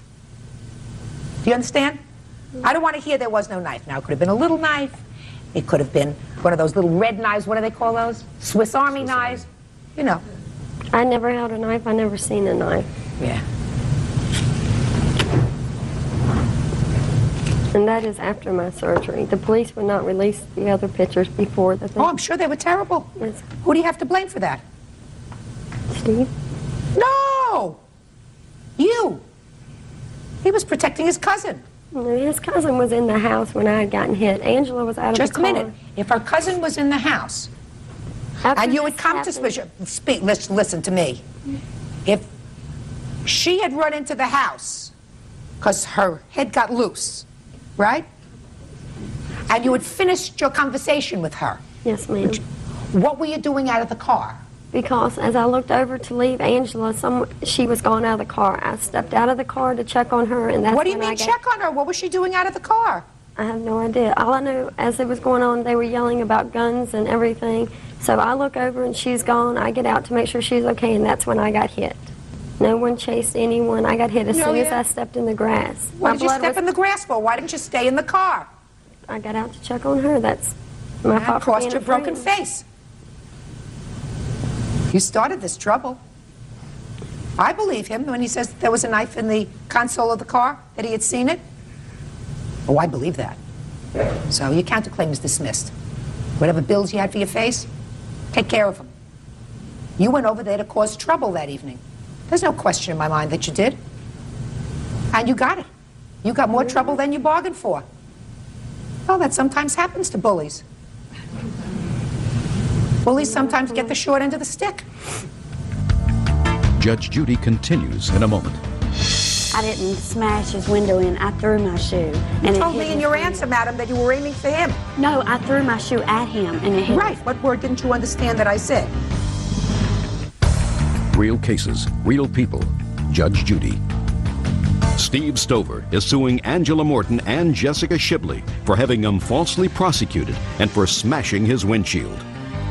So the police were called, right? Yes, ma'am. When were you stopped? The police never come to us. We went up the street, which my mother lives 3 houses up the street from this. We went to another friend's house, and she called the ambulance. The ambulance come, the police come. I went straight to emergency room. And what'd you break his window for? I broke his window because he was trying to leave, and she was laying on the ground, and I was scared, so I just threw my shoe. I wasn't running up to his truck, and I didn't smash his window in. I threw my shoe. You and it told hit me in his your window. answer, madam, that you were aiming for him. No, I threw my shoe at him, and it hit Right. That's his what you truck. said. What word didn't you understand that I said? You said in your answer, I was aiming for him, and he ducked, and I hit the window. Yes. Why? Because she was laying on the ground. I didn't know what he was going back in his truck to get, if he was going to hit me. What were you doing out of your car? I was out of my car because they were screaming stuff. I didn't want them to run up on me and hit me. They weren't running anywhere. She was in the house, according to your friend, and he had walked away. So what did you get out of your car for? I got out of my car because him and Brad were hollering stuff. And you didn't like that they were hollering stuff? You have No, I didn't know what they were going to Sticks do. and stones will break my bones, but names will never hurt me? I didn't know what they were going to do. I didn't want to be sitting Well, in the if you car don't know what they're going to do, madam, then you get in your car and you go away. You don't get out of your car to confront them, especially when you've been the aggressor. You don't get out of your car. You stay in your car, and you go to her mother's house, which is 3 houses away. So you were arrested. Yes, ma'am. I was running. After I got my cousin loose, we all scattered. We were running to get away from the trouble. They chased me to the truck. I believe that they chased you to the truck. Oh, I believe that they chased you to the truck. So you were, in fact, arrested. Yes, I was. How long were you incarcerated? I explained the story, what happened to the magistrate at the time, and he let me out on my own recognizance.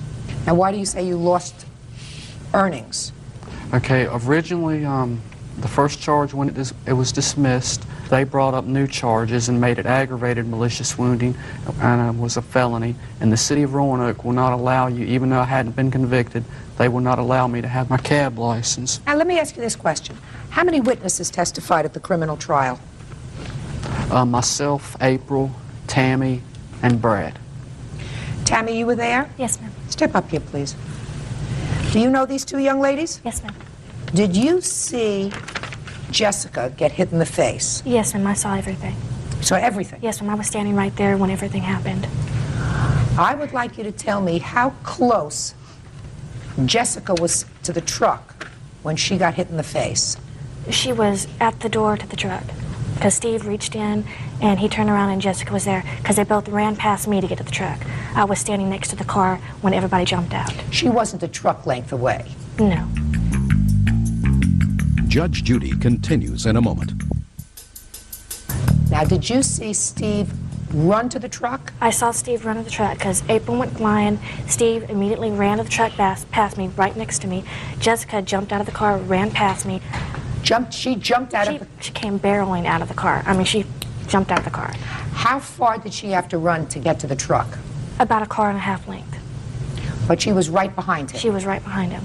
And where was Angela at this time? Angela was on the other side of the car, and she jumped out of the car at the same time Jessica did. Did she run up behind Jessica? She was at the door. As soon as Steve hit Jessica, Steve jumped in the car, locked the window. Angela was right there at the truck and smashed the window. I have all the receipts also for a rental car. No, I don't need anything. You're suing the defendants, both defendants, for $5,000. You're claiming that as a result of their actions, you were arrested, you had to go through 2 trials. Were you given a public defender, or did you have to hire a lawyer? I got a public defender. And you went through how many days of trial? The latter half of the trial lasted from about 12:30 in the afternoon to 6 in the evening, and then it was held over. The judge said he would make his decision. He was going to read over all the paperwork, and I had to come back the 26th. How many witnesses did you have at the trial? 1. Just 1. Evidently the judge didn't believe you. Me neither. Judgment for the plaintiff in the amount of $5,000. Your counterclaims dismissed. And now the next case. All parties in the matter of Isbell versus Espinoza. Step forward, please. Homemaker Holly Isbell is suing her former friend, 25-year-old nurse's assistant Michelle Espinoza, for unpaid babysitting fees and miscellaneous expenses. Holly says she cared for Michelle's kids while she was in the hospital. Ms. Isbell, according to your complaint, the defendant was hospitalized. Yes, ma'am. And you were contacted to see if you could fill in while she was hospitalized, which was on an emergency basis, to watch her 5 children? Yes, ma'am. You agreed to watch her children, and you want to be reimbursed for babysitting services as well as miscellaneous expenses for the children while they were in your care. Yes, ma'am. Ms. Espinoza says the 2 of you were friends. You used to watch each other's children all the time. You filled in for each other. There was never an agreement to pay you for babysitting services, and she doesn't owe you anything. In addition to the babysitting services, it is your claim that the defendant also has embarked on various acts of harassment, and Yes, you want ma'am. to be compensated for that. How long have the 2 of you been friends? Probably for about a year and a half, almost to 2 years. And you have children? Yes, I do. I have 3. How old are your children? Mine are 12, 6, and 4. And how old are Miss Espinoza's children? 6, 3, almost 2. She has 2 twins. And then the baby is almost 8 months. And were there times when the 2 of you exchanged babysitting services? I remember one time that she's watched my children, yes. And was there any payment? No, there wasn't. Any other times that you watched her children? There was payment, yes, ma'am. Now, when did you go into the hospital? On the 21st of April. For what? For kidney stones. When did you receive a call, Miss Isbell, that there was need for your service? I received a call from one of her friends on March 21st. She said that Michelle told her to call me because she needed somebody to watch the kids for a couple of days, that she was going to go in the hospital. And I called the hospital, and they said that she had already been admitted. So they gave me her room number, and she was in pain. She said that they were already giving her pain medicine, and that her fever was really high, and that they didn't know what was really wrong with her at the time, and that it was only going to be for a couple of days. I agreed to watch him for a couple of days. Fine. And in that agreement, I said the same arrangement goes as prior. And No, Miss Isbell, I don't think you said that to her. I think you're a nice lady, and I think that if somebody is saying to you, I'm in the hospital and I have a very high fever and I'm in a lot of pain, I don't think that a nice lady like you would say, well, I'll take care of the children for a couple of days, but you know it's going to be on the same payment arrangement that we had before. I don't think you would say that. Do you know what I mean? Yes, ma'am. So the children were dropped off at your house, and then what happened? They were dropped off, and what was brought in was a gallon of milk and a few diapers, and about a half of baby formula, about this big. And then when I called her at the hospital, because I didn't know how to reach her boyfriend, I said, look, you know, the kids are running out of diapers again. When did you call her? The very next day. And she said that she was fixing to have tests and that she would get a hold of her boyfriend and that she would bring all the stuff that was needed. Well, not she. Not she, but the boyfriend. Well, he brought over a bag of potato chips, about 7 cans of Cokes, and that was it. And then I noticed bruisings on some of the kids and just different things that were happening. And the 3-year-old had bruisings on his ears. And then when I called to ask Michelle about that, she said that she hadn't noticed anything about that. And then I was told by the 6-year-old and by the 3-year-old that the boyfriend had picked him up as a punishment by his ears and dropped him to the floor. And so I called DHS because I was scared that if he'd do this, he might do something worse. Real cases, real people. Judge Judy. Holly Isbell says former friend Michelle Espinoza owes for unpaid babysitting fees. Michelle says there was never an agreement to pay. Where was the boyfriend for the 4 days? He works. What kind of work does he do? He's a cook. And did you give her any money for the 4 days that she watched the children? Just not for payment, but for the food that they ate. You know, if it cost her an extra $150 for the 4 days, When the children are with you. Let me finish. If it cost her an extra $150, don't you think that it was your responsibility, your boyfriend's responsibility to see to it that she had what she needed for the children? When I offered her for money or to bring groceries over there, because I can't just give her my food stamp card because I'd get in trouble. I'm not asking you to give her your food stamp card. Your boyfriend works. I assume that he works for money, not food stamps. Is that right? Mm-hmm. Well, how much money did he give her? None that I know of. Right. Well, that's not fair. Yes, ma'am. Your Honor, I'm the one that packed everything for her kids. Well, then come up and tell me what you packed. Tell me your name. And I called her in the beginning. Tell me your name. Jessica Flores. All right, Miss Flores, what did you bring over for the children? I packed 4 changes of clothes, 3 sleeping clothes. I'm not talking about clothes. Okay. Let's not talk about clothes. I She gave didn't her buy any clothes. 24 diapers for the 24 diapers? For the baby. And the twins are in diapers. I gave her 50 for the twins. And when I did the milk, Michelle had the big count. I don't know how many ounces, but it's not the 12 ounce. It's like a 32 ounce, and it was brand new. It wasn't even opened. I put that in with the Pampers and a gallon of milk because Michelle told me that's all she wanted. Is that what she brought over to you? No, ma'am. What did she bring over? She brought over, now the can size is right, but it was half full.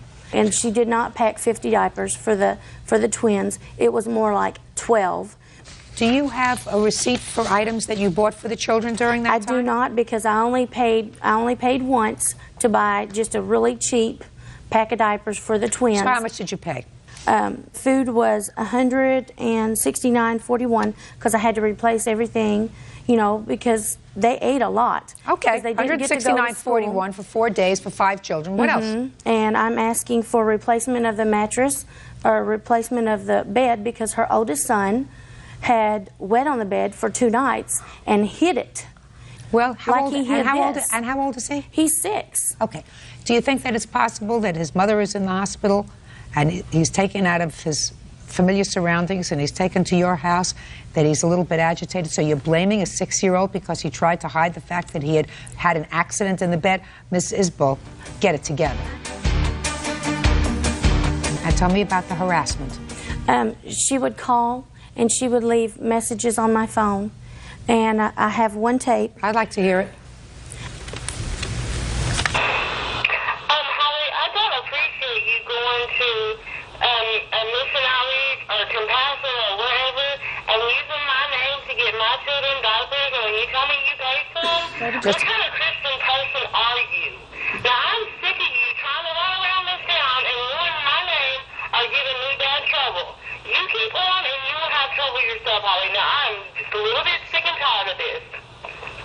right, so she's telling you she's angry because you've been saying bad things about her. Go ahead. But it's not harassment. Well, this was because 2 days after, DHS was knocking on my door. And there's another case involving me and my daughter that she knows about. It involves a sexual act that happened to someone, and she knew about it. And so you think that she called Children's Services to report on you? I really believe that. Okay, she may have, but you can't prove it. So far, I think that she has to reimburse you for your expenses with regard to taking care of her children, because I think that that's the right thing to do. And I think that there was probably an implied agreement to take care of your children's necessaries. Now, how much do you think is appropriate to reimburse Miss Isbell for the service that she provided in watching your children for 4 days? I don't know what she purchased on my children. She went to the Compassion Outreach for diapers that she said she purchased herself. No, she's not asking for diapers. She's not asking for diapers at all. She spent $169.41. That's what she says she spent If she for the spent children. that, why didn't she ask me for groceries when I asked her to go get them? Oh, I want you to turn around and look at her. Turn around and look at her. Miss Espinoza, I want you to say the following words. Thank you for taking care of my children when I couldn't and my boyfriend couldn't. Thank you for taking care of my children when I couldn't and my boyfriend couldn't. Good. Judgment for the plaintiff in the amount of $169.41. Thank you. Case number 102 on the calendar in the matter of Rittenhour versus Hill. Parties have been sworn in. You may be seated. Folks, have a seat. Ms. Rittenhour, Mr. Hill is your soon-to-be ex-son-in-law, and it is your claim that he owes you for a small loan that you made to him to pay his mortgage and for some babysitting services for your 3 grandchildren. Yes, ma'am. Mr. Hill says that the mortgage payment was your idea. There was never any discussion of repayment for it, and he's going to tell me the story about the babysitting services. I want to start with you, Mr. Hill. How long have you been married? Since 95. And how old are your children? 10, 7, and 12. How long have you been separated from your wife? Since 05. And how long have the children been living with you? You have custody Since of 05. Since 05. Yes, ma'am. Did your wife leave the house? Yes. Did she have somebody else? At the time, no, I don't know. I don't think so. But she left? Yes. And she left you with the children? Well, when she originally left, she took the kids with her. The kids wasn't happy living with Miss Rittenhour here. The kids told Tina this many times. Tina told me over the phone that I could have custody.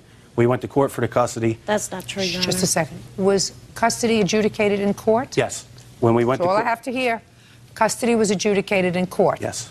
Did you and your wife make an agreement with regard to the custody of the children? Yes. So it was resolved between the two of you that you would have custody and she would have visitation? Yes, ma'am. Do you get child support for the children? It's court ordered, but I haven't received the first check yet. And how long has it been since you got child support from their mother? I believe it was April or May of last year, 06. Now, Ms. Rittenhour, when do you claim you made this loan to Mr. Hill with regard to the mortgage payment? October 27th of 2006. Tell me about it. Mr. Hill was at my house stating that him and the children wanted to move back to his home because he was living with his mom, but he didn't have the money for the mortgage payment. I stated to Mr. Hill that I would lend it to him. He come back and said that he did not want any handouts and that he would pay me back. And I stated that he can make payments and I haven't received a penny from Mr. Hill. Your Honor, that's wrong. Okay. Now tell me about the babysitting. The babysitting, Mr. Hill asked me if I would watch the 3 children for him while he worked, that he would pay me.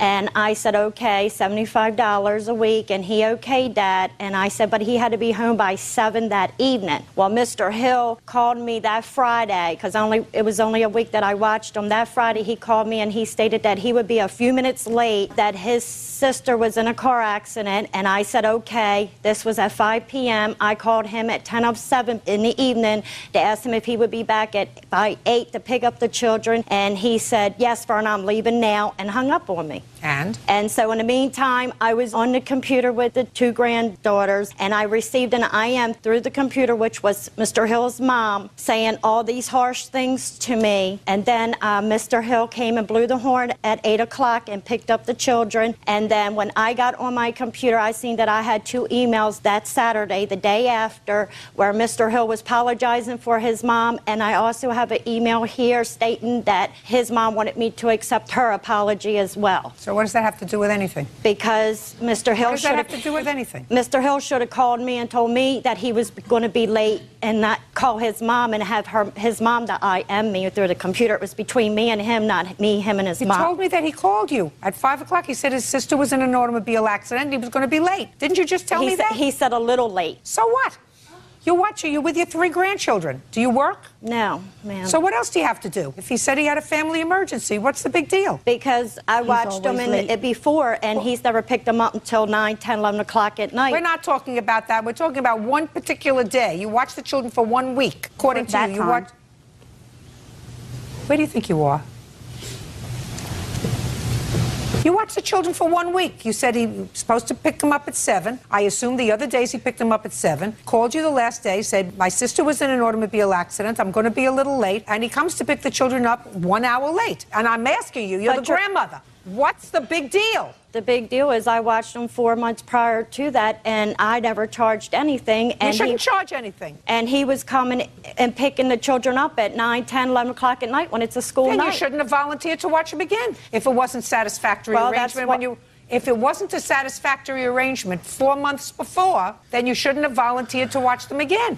It would seem to me that if you are the mother of a deadbeat parent, which you are, because your daughter is a deadbeat, she has not sent support for her children since April of '06, that if your contribution could be helping to watch your grandchildren so that he can work and support them, you shouldn't be here today asking for $75 for babysitting services. Well, how can my daughter be a deadbeat? She's paying child support for the grandchildren. No, she's she's also not. giving medical insurance for them. He hasn't received child support from her since April of '06. Because he keeps dropping it. It's like this. If she doesn't do what Mr. Hill wants her to do, then he'll go file it. If she does what he wants her to do, he'll drop it.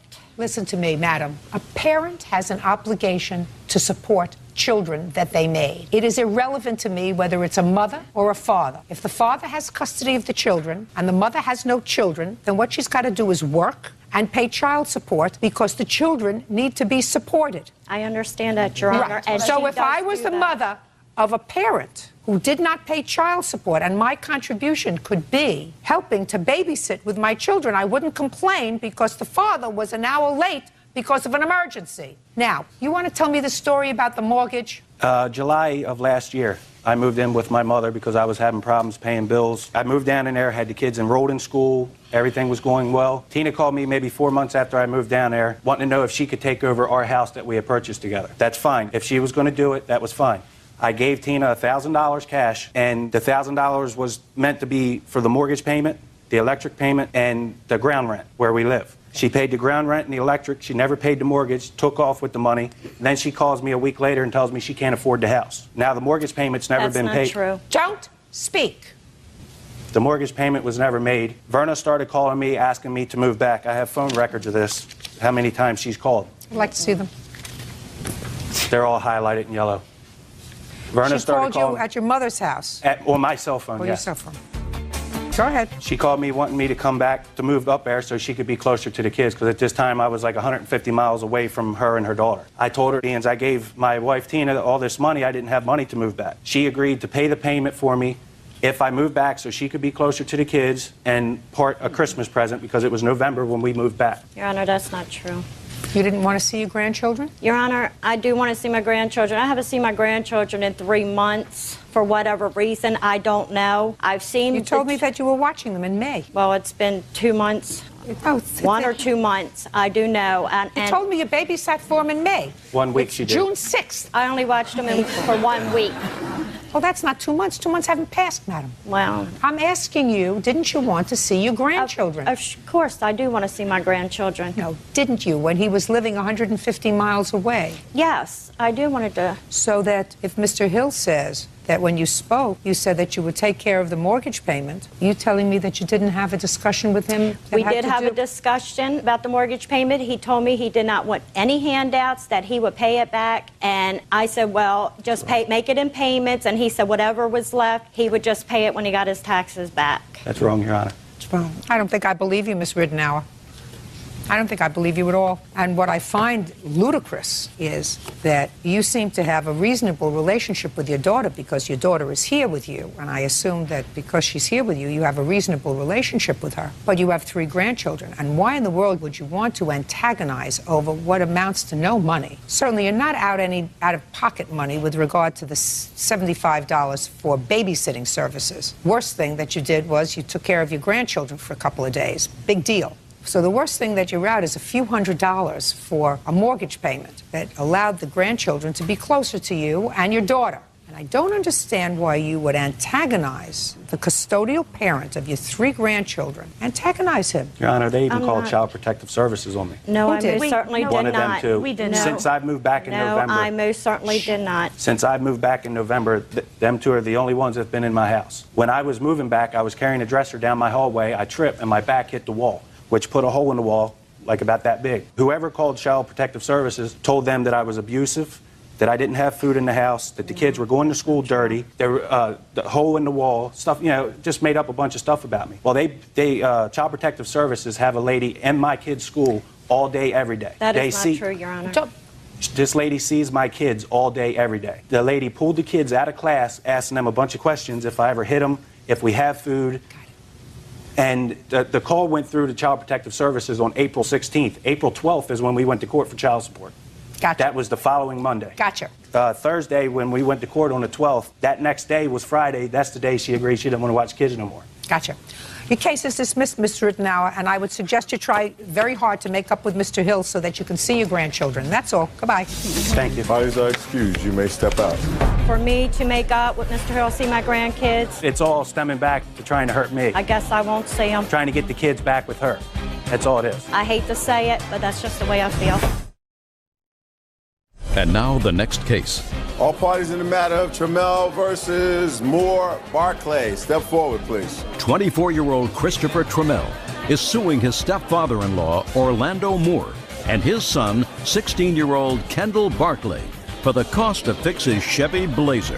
Mr. Trammell, I assume it's this young man who is your wife's half-brother, Yes. and you're his father. Yes, ma'am. And according to your complaint, this young man, whose name is Kendall. Kendall, came for a visit, Yes. visiting his sister, and you opened your house and said, sure, he can stay with us. It was during a holiday period. Well, the February recess. And while he was there, without your permission, he took your car and he crashed it. Yes. You want his father to be responsible for the damage. Yes, ma'am. And his father said, you know that he's nothing but trouble and that you should have watched him more carefully. Well. That's his defense.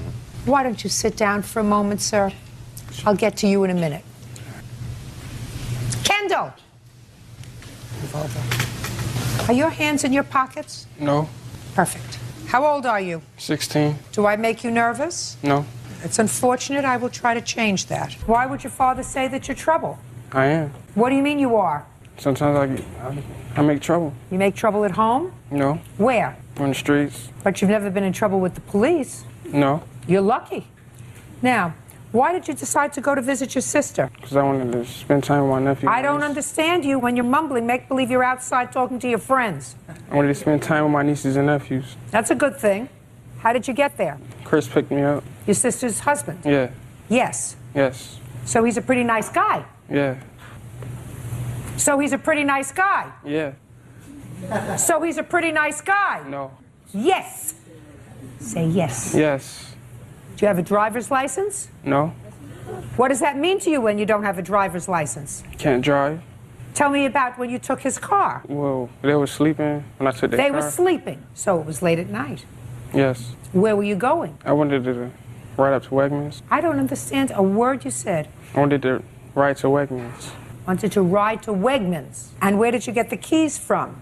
They're in the entertainment system. So you stole the keys? Yes. And you stole the car? Yes. And what happened? Drove up to Wegmans and I came back. I don't hear you. I drove up to Wegmans and then I came back. I was going to park the car because my brother, he parks in a certain spot. I don't hear you.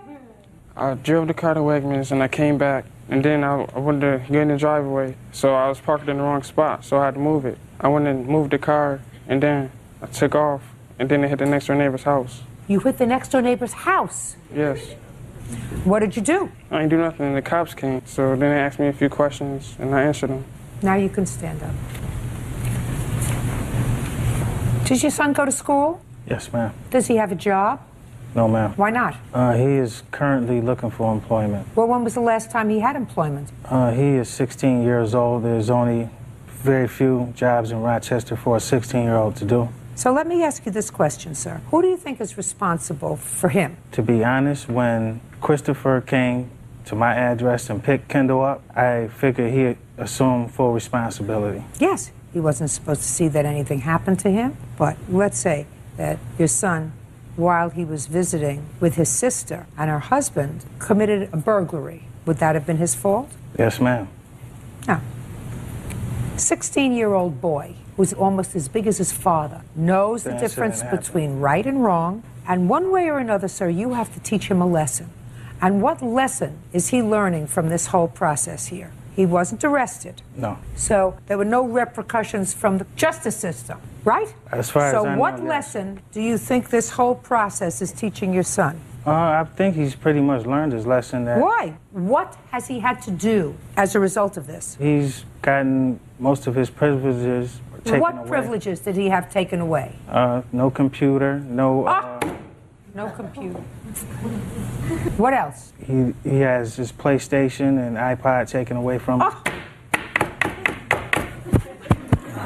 Taking away someone's iPod, sir, is not exactly punishment for destroying this man's car. See, Kendall has an ADDH situation. So do 40% of the children, according to statistics in this country. Well, they don't steal cars. They Oh, don't they do. steal cars. They do. Yeah, so do a lot of people without ADHD steal cars.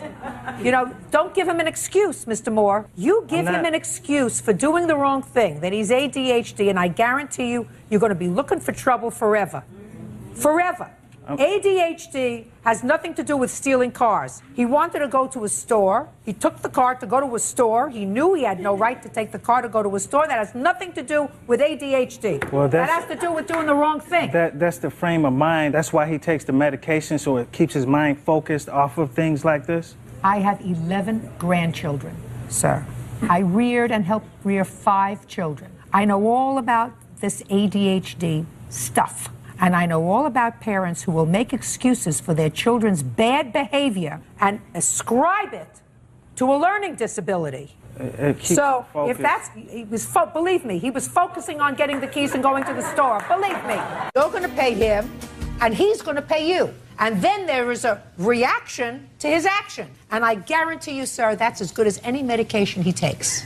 So there's... Any medication he takes. So there's no responsibility on his side at all. It would be different if he threw him the keys and said, take the car and go to the store. I wasn't there. He just told me what happened. He waited until they went to sleep, and then he went to the entertainment center where the keys were kept, and he took the keys. He told me that. Not him. You make excuses for him, sir.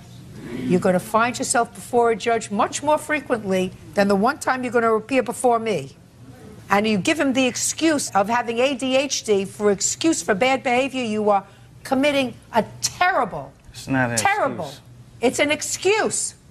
One thing had nothing to do with the other with regard to his taking that truck that day. And if you give him an excuse, you are parentally doing him a terrible disservice. I, however, am doing him a service. Because unless you want to be out $4,500 yourself, what you're going to do is you're going to have him get a job, and every penny that he earns he's going to give you until the $4,500 is paid off. Judgment for the plaintiff in the amount of $4,500. You may be seated. Ma'am, have a seat. Folks. Mrs. Macias, how long have you been divorced? Since August of 1985. And you have how many children together? 1. That's this young lady, I assume, right here. Yes. Tell me your first name. Chantel. How old are you? 17. Chantel, do you think you've been an easy teenager? I've had my ups and downs, but I really wasn't a bad teenager, no. What ups and downs? Yeah, ups and downs, of course. This lawsuit is about a time that you were living with your father. Yes. You had lived with your father once before when you were younger, and then you lived with your mother, and then you ran away, and you lived with somebody else, and then ultimately you ended up with your father for a while. Yes. And that didn't work out. No, Your Honor. And you left. Yes, I did. He was never there because he had to work you all left. the time. I'm serious. Your father says that When you left him a $400 long-distance phone bill, and he sold the bedroom furniture to pay for the phone bill, right? That's correct. So I have a couple of questions. Who bought the bedroom furniture? I did, Your Honor. When? It was September 3rd of close to 2 years ago, a year and a half ago. I drove up to Seattle and helped my ex move some things out of storage that she had in storage, and some of the items that were in there was a bedroom suite that did belong to my daughter, and That was purchased by your former wife? Correct. And I brought it back to Portland and to my house, and I set her up in a bedroom there. Great. And how long did your daughter live with you? She moved in last May, and she stayed with me until the 29th of February of this year, Your Honor. What happened in February? Well, it was kind of a long road from May to February. I tried to... Okay, let's keep it a very short road. Okay. The short road is things weren't working out? Yeah, there were some frustrations, difficulties, discipline problems. Okay.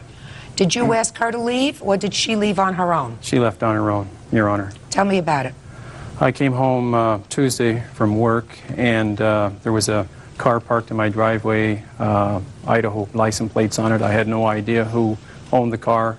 All I know that it was from Idaho. When I came into the house, I just went to see where my daughter was, and she was sound asleep on her bed downstairs, and there was this other person wandering through my house at that time. The other person was of the male or female persuasion? That was a female, Your Honor. I don't know her approximate age, but I imagine 17, 18, 19, something like that. Okay. At that time, that kind of really agitated me because we'd been going through this. I'd asked my daughter repeatedly not to bring people over unless I had a chance to meet them, and if I approved of them, then it was fine, but she just disregarded that and just did as she pleased. I went upstairs and I found that there was some liquor taken out of my cupboard upstairs, and I confronted my daughter with it, and at that time she said to me, "It's not my problem, it's no big deal, it's my problem." And at that point I just got kind of really frustrated, and I told her, I said, "Chantel, I think what we need to do here is I'm going to come home tomorrow.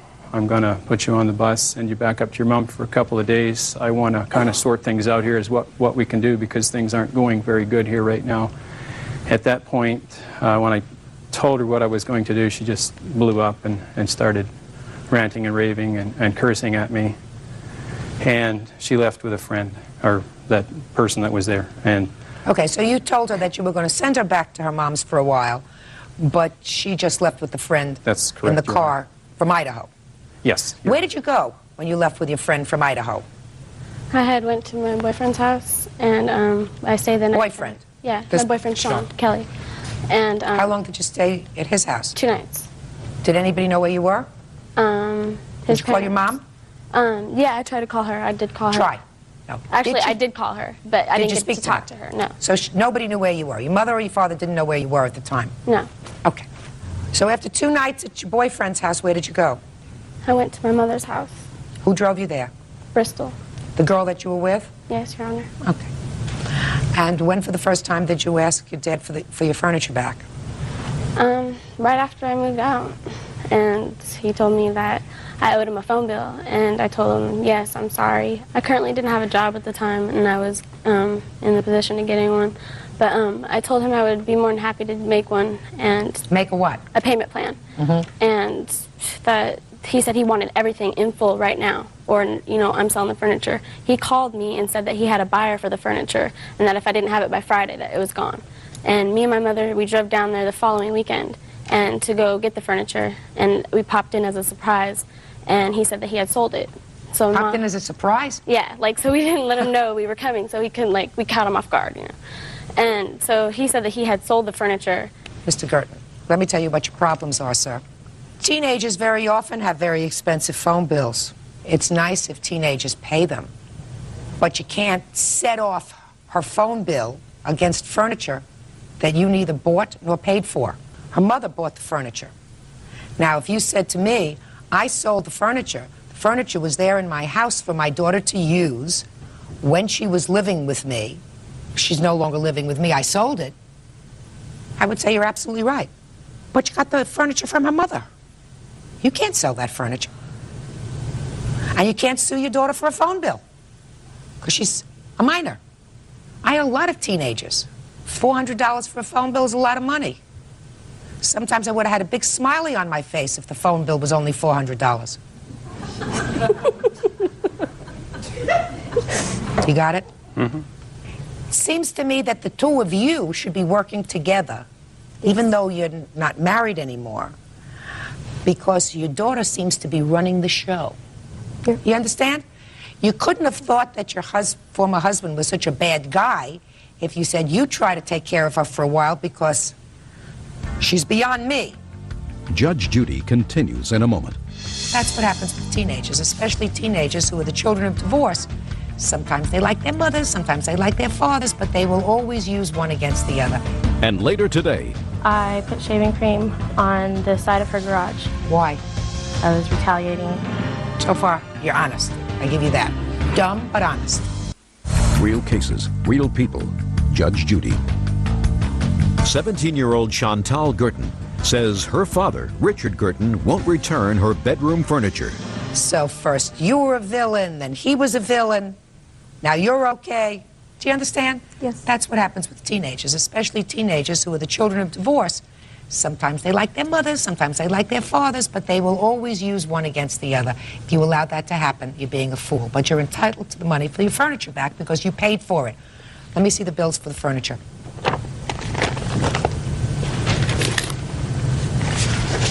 Chantel, are you going to school?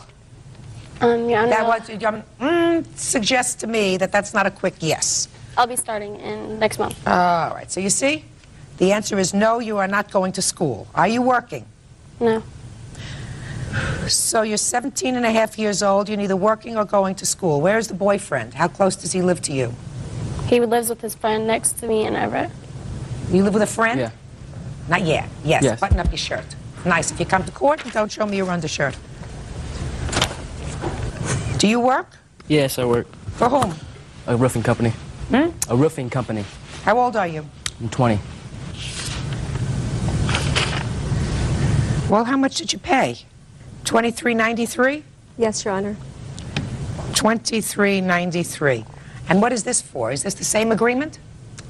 There's one for the stereo mount, balance owing. And the what's other the for balance bedroom. owing on the stereo? $1,300 plus tax. What'd you do with the stereo? I sold it, Your Honor. It's $36.93.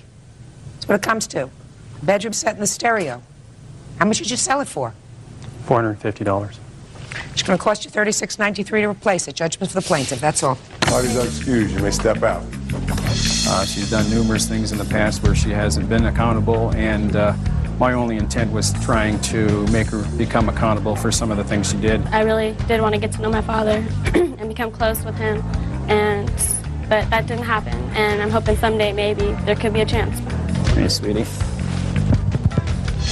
And now the next case. All parties on Radford versus Talbot. Step forward, please. 41-year-old Valerie Radford is suing her neighbors, Dwayne Talbot, his wife Terry, and their daughter, 16-year-old Ashley.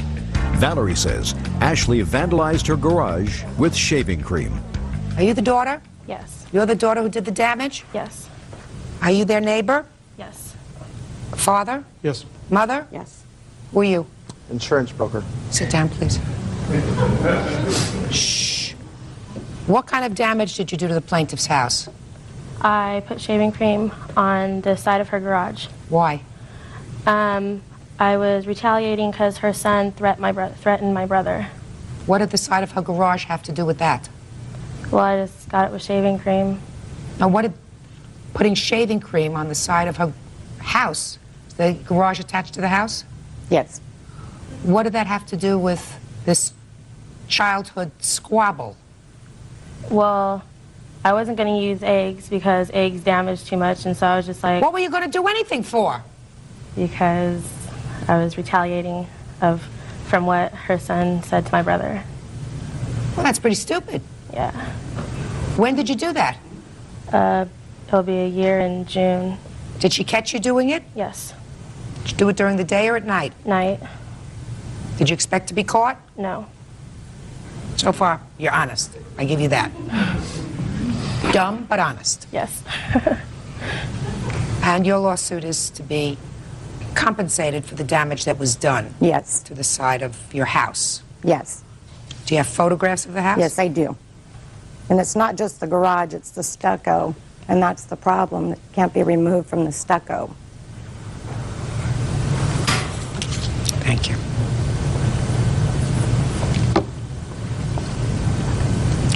Is this that line? Yes. That's there? Did you try washing it off? Yes. When were these pictures taken? About a week after. Have you seen these pictures? Would you show them, please, to the defendants?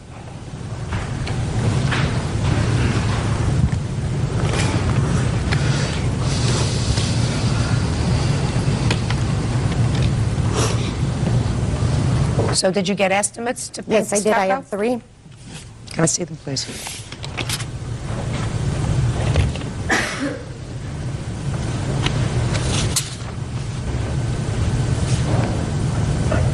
The problem, my house is 10 years old. We moved in the neighborhood about the same year, and the paint can't be rematched. I mean, they brought books to try to match it. That's why they said the house has to be repainted.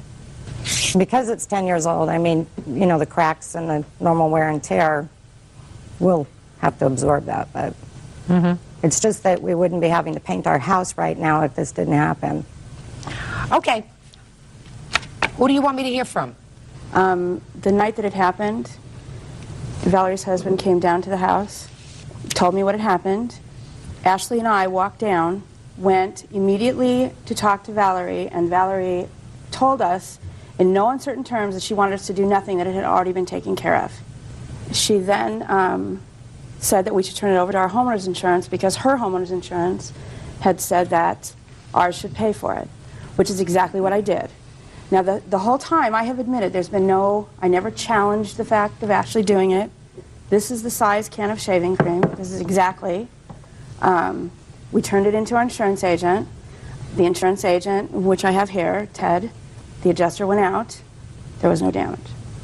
Well, there is damage. Well, there was damage. Judge Judy continues in a moment. She and her children have flipped us off. She has used her profanity. That's ridiculous. I mean, her daughter was 100% wrong. It's also 100% juvenile. Real cases, real people. Judge Judy. Valerie Radford says neighbor 16-year-old Ashley Talbot vandalized her garage with shaving cream. You're the agent. And I wasn't aware that anybody came to my home. They didn't have to go into your home to look at it, so we may have gone out. What is your last name, sir? Talbot. Well, their last name is Talbot. Are you related to them? Yes, ma'am. How are you related? This is my brother Dwayne. They do all of their insurance through your company? Yes, ma'am. Okay. When did you go out to look at the property?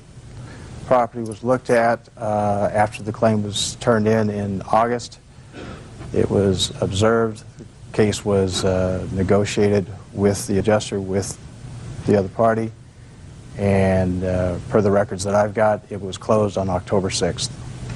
What do you mean it was? I don't understand that. You mean the two adjusters got together from the two insurance companies? Who got together? The insurance company got together with, I was informed, spoke with the defendant. With the plaintiff? Plaintiff, sorry. The case has been closed as of October 6th. Well, but did you ever get a check from the insurance and company? I was never notified. No one ever spoke with me about it. The only thing I've gotten is being called names when I drive through the neighborhood. And well, that's ridiculous. You have no proof that your company ever paid out a claim. No. Well, then it wasn't settled, because if the adjuster went out and spoke to them and your company closed the file, then it closed the file erroneously because she was never compensated, according to you. That is correct. So what are you doing here? Do you have anything to add to this case? Nothing further. Perfect. Sit down. When Valerie talks about calling names, first of all, we very, very, very seldom drive by her home. That's number one. No, when I drive Number two is every time she has driven by our house, she and her children have flipped us off. She has used her profanity. Even in public places, she has used her profanity. All that we asked was for this to be over and to leave us alone. Well, first we have to resolve this issue of the house. I've read your answer, And your answer suggests that this was just some shaving cream and it can be washed off. But I've seen the photographs, and it certainly appears that there is some, and I agree, minor discoloration between where you put the shaving cream and the house. Minor. Unfortunately, to make it right, she will be forced to repaint it and power wash it because of what you did, if she wants it to look the same. So it's going to cost you more then, and I think that you have to take that up with your brother-in-law. I mean, your brother-in-law did not do the right thing if it was closed. That's ridiculous. You have homeowners insurance. Your homeowners insurance should cover that. This is not difficult. The money part isn't difficult. The other part is more difficult. You have children? Yes, I do. You have boys? 2 boys and a girl. Is it the boys that are having trouble with her son? And they're 19 years of age. Mine is. Well, you all got to get your boys in tow, because your boys are going to move out of the house, hopefully sooner rather than later, and you're going to be left as neighbors. Judge Judy will continue in a moment. I mean, her daughter was 100% wrong. There's no question about that, but it's also 100% juvenile, and certainly not a good example for children, for your children, or your children, I don't know who's right or wrong, to see their parents acting in an inappropriate way. You would agree with that, right? Yes. You would agree with that, right? Yes. So if your boys are behaving badly, don't encourage them by setting a bad example. And in addition, if you're neighbors, you live next door to each other. It's terrible to have to pull into a driveway and feel uncomfortable, to have to walk down the street, to have to drive your car down the street and have your back up all the time. It's ridiculous. Life is too short. Ladies, life is much too short. Judgment for the plaintiff in the amount of $2,200. That's all. Parties are excused. You may step out. Tucker versus Marquez. How you doing, Judge? Good. How are you, Byrd? Doing fine. Good. Parties have been sworn in. You may be seated. Ma'am, have a seat, please. Ms. Tucker, your complaint is that the defendant, who is a total stranger to you, damaged your car in a parking lot of a bar. Yes, ma'am. When did this happen? Saturday, September 2nd, after midnight, so it'd probably be Sunday, early morning. How long had you been at the bar? For about 45 minutes. You drove? Yes, ma'am. Parked your car in the parking lot? Yes. What happened when you came outside? Miss Marquez was coming across the street towards the club, and she had not made it to the curb yet, and she had asked if I had seen a Lorraine Marin. And I told her, no, I haven't, and I really don't give a about that girl. Why would you answer that way? Well, Your Honor, I was a little bit irritated that she came up to me because this girl has a bad reputation, and I was in a Which bad girl? mood. Lorraine Which girl? Marin. Yeah. And I was in a little bit bad mood, and I was a little bit rude to her. But I don't care for her. She has a really bad reputation in our community. And you mean this Lorraine has a bad Yes. reputation, but you didn't know her at all? No, I didn't. You were in a bad mood? Yeah. So you were rude? A little bit. Okay. What happened next? She stepped up onto the curb to the sidewalk and said, you have a really bad attitude. Which you did? Yes. Okay. And she says, obviously, you don't know who I am. And I told her, I really don't care who you are. And at that time, she kept coming forward to me, and I said, what are you going to do, beat me up? And she didn't say anything. And she proceeded to just stand about 4 feet away from me with her back up to the wall of the club entrance. So, she's standing with her back towards the club entrance. At that point, I didn't want anything to deal with her. I did not want to fight with her. I just got in my car and left. She didn't say anything. She was really quiet. So when I was pulling out, I noticed her hands were in her jacket pocket, and she was just looking at me. She pulled out a bottle of beer and hurled it at my car.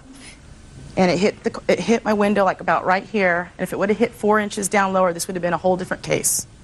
She would have hit me in the head. I could have been blind. I could have, been maimed for life. Was your car window open or closed? Yes, it was open all the way down, and there was glass all over me, and I was completely wet. I had a prior burn cooking, and it had opened up from the glass, and it was bleeding.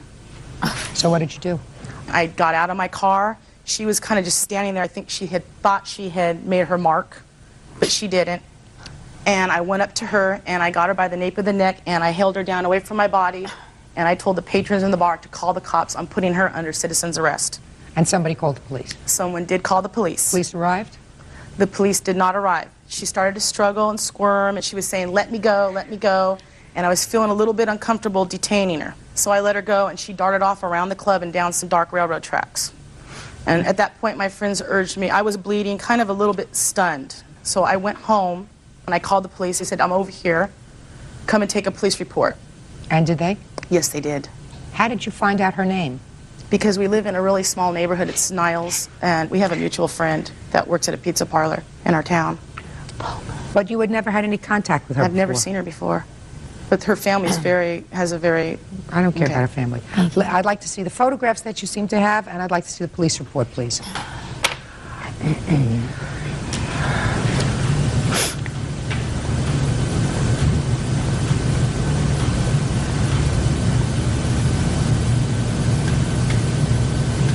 Okay, and you actually saw the defendant pick up this bottle and hit your car with it? I saw her put her hand in her coat and take it out of the coat and go like this. Okay. Okay, Ms. Marquez, would you tell me your version of the events, please? Yes, ma'am. On September 3rd, it was past midnight, I had been out with Lorraine. I somehow lost her because I don't go inside the bars. She had been sitting, playing pool, whatever she was doing inside the Derby, and I went back there to not pick her up, but to meet with her, and I didn't go inside the bar. The bar door was closed, and she was exiting the bar. Terry Tucker was exiting the bar, and I asked her, "Hey, is Lorraine in there?" She said, "I don't know who that Lorraine is, and I don't really care where she is." And I just stood there and I was like, "Man, you know, you got an attitude problem, lady." And she's all, "I know I do. What are you going to do about it?" I wasn't exactly looking for a physical altercation with her. I just wanted to ask, I asked a simple yes or no question. She proceeded to just keep calling me all kinds. She called me a Mexican hussy, a chicken. She called me all kinds of like, and this was, I hadn't even spoken after this. I had just still asked a simple question. And see, I'm not accustomed to be spoken to this way, especially when I'm not, you know, doing anything to her. And I just stood there and I'm not going to walk off. I proceeded to wait for her. And she just kept talking and talking and talking and calling me all kinds of names.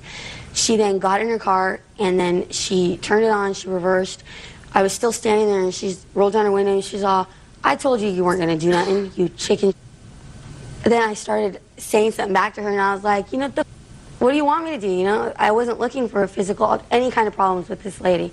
And she, after I started yelling, you know, back at her, because I wasn't yelling at her when I was standing there, she got out of her car and she walks up to me and she's all, "Watch this, you little," and she grabbed my hair, and I've never been tossed around like this, okay? She grabbed my hair, wrapped it around her wrist, got her nails into my scalp, and then said, "You're like coming with me," and she walked me off to the side. At this point, I'm totally hunched over, I'm like in shock, going, "Oh my God," you know, because I couldn't do anything about it. And she starts pounding on the bar door, and I'm like thinking it's funny right now because I'm like, "Oh, I can't believe this is happening." I just asked her, "Is Lorraine in there?" You know how, and they open the door and she walks in, and my head smacks the side of the door where the, you know, whatever, and then I started to taste blood, and I started, you know, I was bleeding, my eye was messed up, my gums were bleeding, I got scraped along the side of the door, and then I was like, "I'm bleeding, let me go, you know, come on." And then when I heard she was calling the cops, yeah, I started to wiggle and squirm around. I was appalled. I couldn't believe that I'm getting my, you know, or excuse my, I started squirming, "Let me go, let me go, let me go." And you finally got free? Yeah, she let me go. There's no way I could have gotten free if she would have let me go. Where did you go? Walked home. I lived like 2 minutes from the place. And that's when I went home and I said, "I'm bleeding. There's blood clotted at the bottom of my nostrils." And she opens the door and she's like, I'm like, "You weren't at the bar, you know, where were you?" Listen to my question. Huh? So you got home. Mm-hmm. Did you call the police? No. You were just severely assaulted. Blood is all over your mouth. Blood is caking in your nose. You were assaulted by a perfect stranger. They're asking a simple question. When, for the first time, were you contacted by the police? The next day, I was in the shower, and the doorbell rang. I then said, "Who is it?" It says, "Fremont Police, ma'am." Okay, so it was the next day that you were contacted by the police in connection with the plaintiff's complaint of vandalism. Yes. Prior to this incident, have you ever been arrested? What does that have to do with it? I know what it is. Yes, I have. Speak not. I'm not speaking to you. Judge Judy continues in a moment. Are you currently, Miss Marquez, taking any prescription medication? No, I am not, ma'am. Any other kind of medication? No, I am not, ma'am. Do you understand where I'm going? Oh, yeah. Byrd and I have been together for a long time, Miss Marquez. Byrd's got the same kind of nose that I do. And later today, you never paid her for the car. She never asked for the money until that ketchup incident. So you had to fight over the ketchup and she wanted the money. She threw a fit over ketchup, so she asked for the money. real cases, real people. Judge Judy. Terry Tucker is suing Becky Marquez for throwing a beer bottle at her car. Becky says Terry attacked her for no reason. Okay. When was the last time you were arrested? August 31st, 2000. Charges were dropped. No case. What were you arrested for? I don't care to discuss that. That's not what I'm here for. Prior to the 31st of August, when were you arrested? I don't see what that has to do with this. That's all fine. Yeah, I've been arrested more than once. That's fine. I have no problem admitting that. I don't care if I win or lose this. I am here to make a statement that I did not do anything at all to this perfect stranger. I asked her a question, and that is it. Regardless as to my record, that's nobody's business. Well, yours or hers or anybody's. Are you currently, Miss Marquez, taking any medication? Am I? Yes. No, I am not, ma'am. Any prescription medication? No, I am not, ma'am. Any other kind of medication? No, I am not, ma'am. Okay. So now you're going to have my ruling. Ruling is based on common sense. Do you understand where I'm going? Oh, yeah. Byrd and I have been together for a long time, Miss Marquez. Byrd's got the same kind of nose that I do, right? What doesn't seem to fit, Miss Marquez, with regard to your statement is, common sense would dictate, madam, that if someone had just for absolutely no reason assaulted me, causing me to bleed in the mouth, have kicked up blood in my nostrils, pulled my hair, banged my head into a wall, the first thing that I would do when I made it home that couple of blocks is to pick up the phone, call the police, and say, this perfect stranger, who absolutely had a bad attitude, exactly, just assaulted me. This is where it happened. You did nothing. On the other hand, the plaintiff contacted the police immediately. The police responded. The police noted damage to the car. The police noted glass all over the car, totally consistent with someone throwing some sort of an object at the car. Common sense would dictate that when someone is the victim of a crime, in this case vandalism, they want the right person apprehended. They don't want the wrong person apprehended.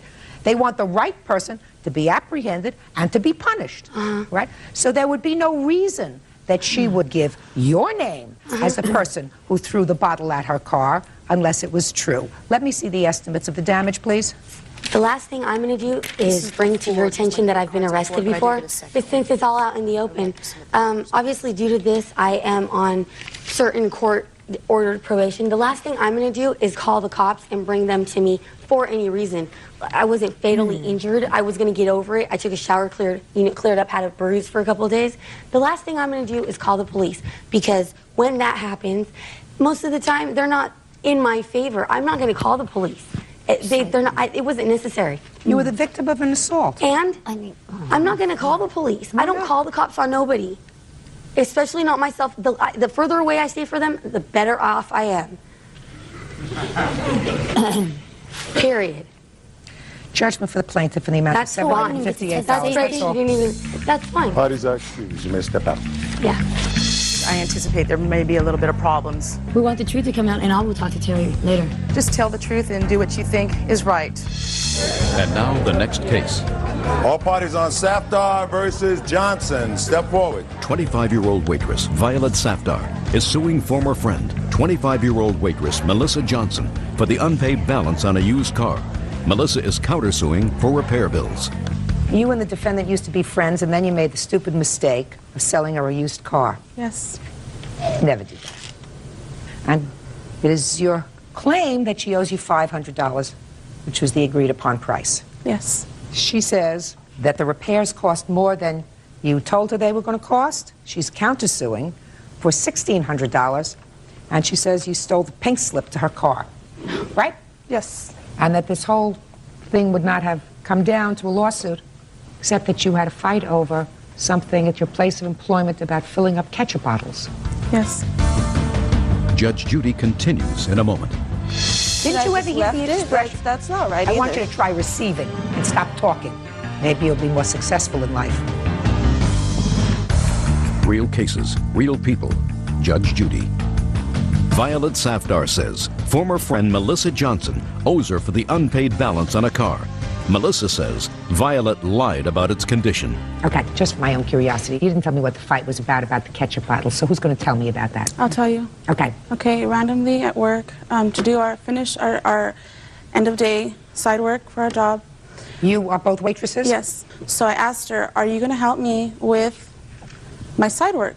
She said no. At that point, I didn't say anything. I stayed a half-hour overtime to finish my work. She stayed. We went home. I was living with her at the time. We went home, and from then, we haven't talked.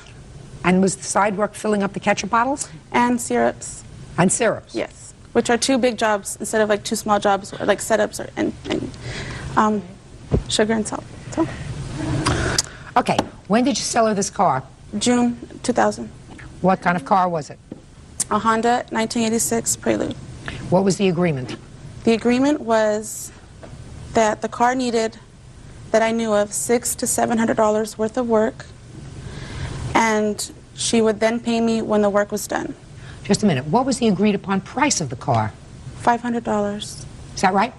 She said when I was able to make the payments or pay whenever I could the $500 when the car was fixed. To this day, the car is still not fixed. I've made almost $3,000 in repairs. Well, why didn't you stop at $600? I had already put too much in it, and it was no. It was stupid to just stop, because why did I put that much? I'm not getting that back. If I put that in it, why? Miss Johnson, you took the car to a mechanic. What was the first thing that the mechanic said to you when you brought the car there? They told me it would cost around probably about $600, and then 2 days later, it broke down again. Just it was another so problem. Initially Another. Initially, you took it to a place of your choice. Mm-hmm. They told you it would cost you between $600 and $700 to fix it, which is exactly what she said to you, right? Mm-hmm. So then you started to fix it. Yes. So she did not purposely deceive you. No, but she didn't know what all was wrong with the car. That's either. your problem. You buy a car that's 14 years old. The fact that you decided to spend more money doesn't mean that you get another farthing from her. So your counterclaim is dismissed. Well, I don't think that I should have had to put that much into it. You shouldn't have. No, it's not her fault, it's your fault. And should I go and Listen spend to me. even more money on another car? That's not right. No, I have this car. Ms. Johnson, I'm dealing with it. Don't try to talk over me. No. You shouldn't spend any more money on this car. So should Didn't I you just ever hear left the it? expression? That's not right I either. want you to try receiving and stop talking. Maybe you'll be more successful in life. Did you ever hear the expression, throwing good money after bad? Did you ever hear that expression? No. Byrd, did you ever hear the expression, throwing good money after bad? Mm-hmm. Every time I spend bad money. Right? Would you keep pouring thousands of dollars into a 14-year-old car? No. You would say, I'm going to cut my losses, and instead of spending $3,000 to get this car fixed, once the $600 is over, I'm going to unload this car. Maybe I can get a couple of $100 for it and buy myself a car that maybe runs. It's not her fault that you decided to put all this money in the car. She did not commit fraud against you. She had the same information you got from your own person. Nobody can tell that a car is going to continually break down. Nobody. Yeah, so even your the mechanic said I would be back. Even the mechanic the first time said I would keep coming back. Counterclaim is dismissed. Judge Judy continues in a moment. You still have the car? Yes, not really, but it's broke down in Corona. I don't run now. Do you want it? Not really. Good. You want to sign over the pink slip to her? It's still in my name. Shh. So you still own the car? Yes, ma'am. Go and get it. I've put too much money into it to just give it up like that. Well, she did sign it over. She gave me the pink slip, and then she went and deceived me and took it out of the car. Listen to me. Listen to me. You never paid her for the car. Shh. Listen to me. You She can't have gave it me the both pink ways. slip. She did give me the pink slip, and then Miss she Johnson, took it back from me. pay attention. Do you want the car? Yes, I'm going to sell it. I'm going to resell it. Now I put too much money. It's useless to just throw it away like that. Fine, then you have to give her $500. I've worked hard for that much. Shh, just listen to me. Then you have to give her $500. I don't believe I should. No, No, it's You didn't pay her for the car. She never asked for the money until that ketchup incident. So you had a fight over the ketchup, and she wanted the money. She threw a fit over ketchup, so she asked for the money. Miss Johnson, you want the car, or you want to pay her for the car? I don't want the car, but I'm going to keep it because I spent too much money on it. And you have to pay her. Now what do you want to do? I guess I don't have a choice, but I don't. Okay guys, so now I am playing Valorant, and in this round I am you can see I am spawn here, and my audio is muted. That's why I am playing another one match. And this round I am check out all these things. Okay, now I am playing with what is this, bro? What is this? What is this behavior, bro? Viper. Okay, I have 9 kills. Okay, let's see. Thank you, Viper. Again, give me one kill. Okay. Let's see who can win this match.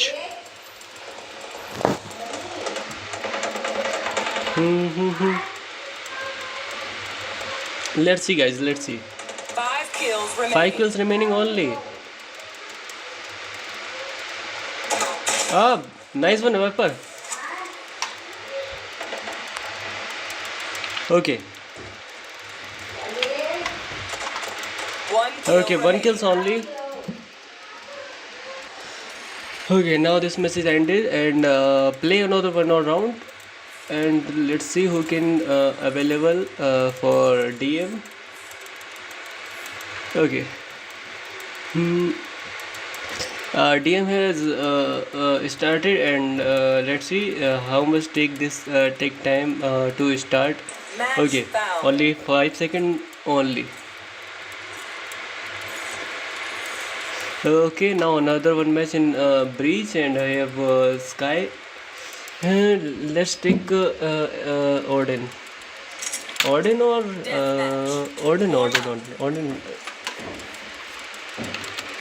Okay. Let's take Odin in this match. Okay, thank you so much.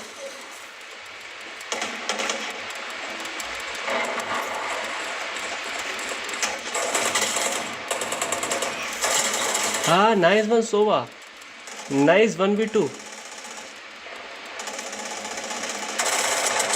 Ah, again, you killed me. I have assist. Okay. Okay. And mage invite. Okay. Mage Zoro.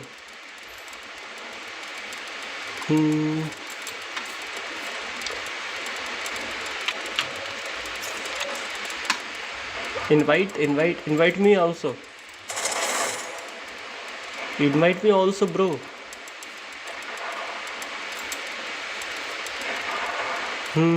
I am holding in B side, and this is warm up time. Only 10 seconds alive.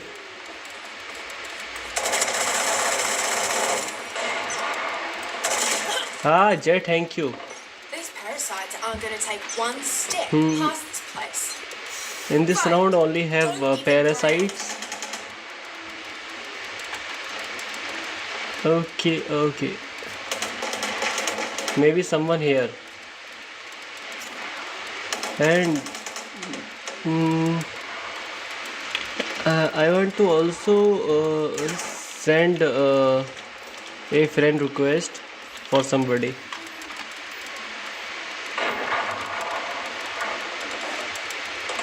Okay guys, we have only 8 minutes for end this round, and now I have only 0 kill. Okay, good. Okay guys, let's play. Bring use operator. Zero damage. How?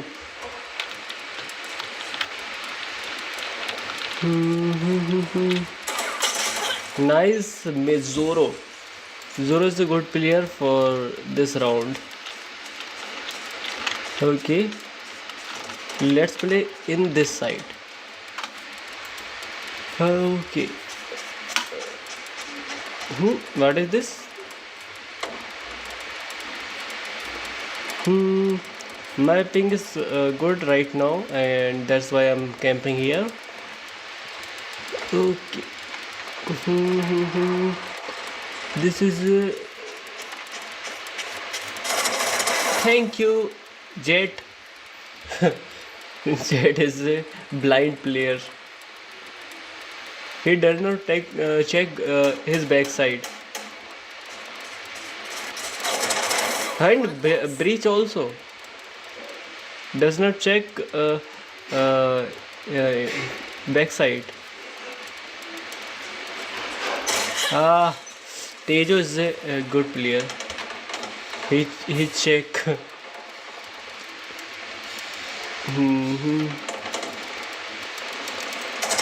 Thank you, Reina. Have a good day.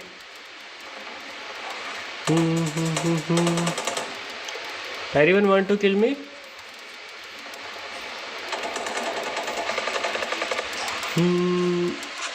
Lucas. Buried. Seriously, bro? You don't see me?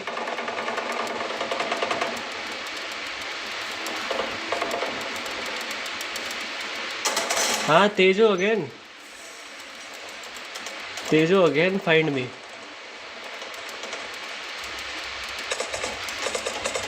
Okay.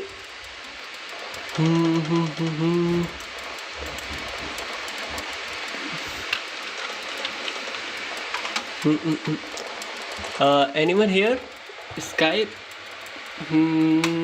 Dominating. Who can beat Sky? Maybe Phoenix. Phoenix or Tejo. Tejo is a top player. I think his rank is silver or gold.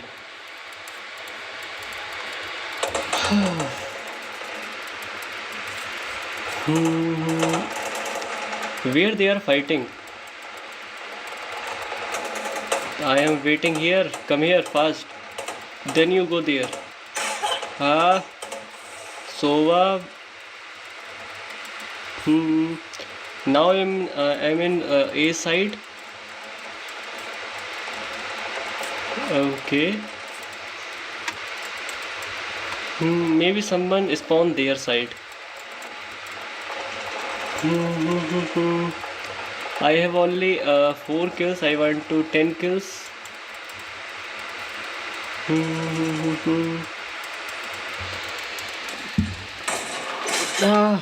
Shit. Race? What is this, bro?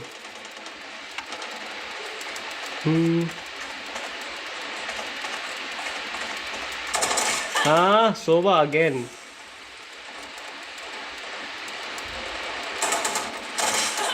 Jet or Sova is a camper.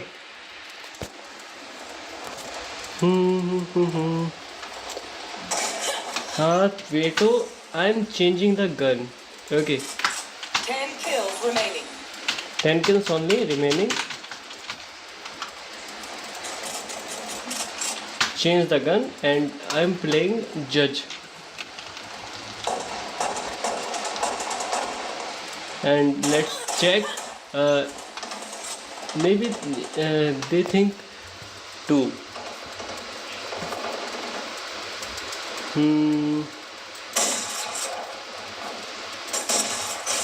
Okay, 16 damage in long range by judge. Now I am take operator.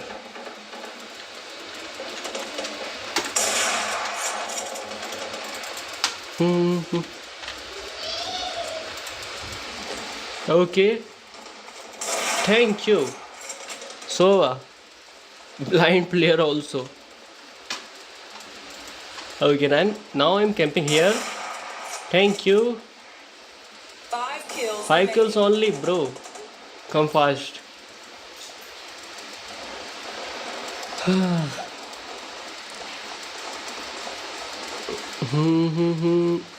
Someone here. 2 players are here.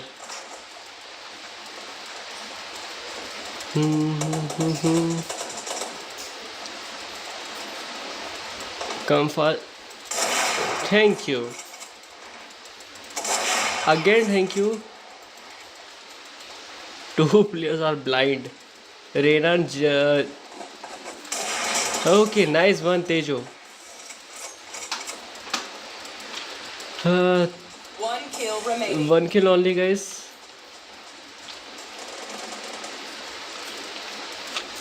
Okay. Again, thank you, Beam. Okay. And the match. I have 7 kills. Okay, not bad.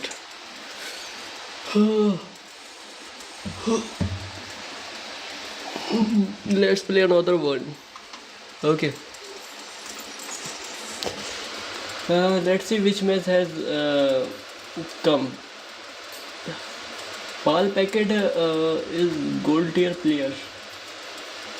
Match found.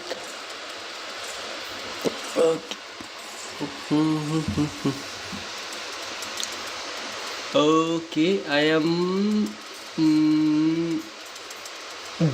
Rage. Rage with 83 level. Warm up. Okay, now I am using operator.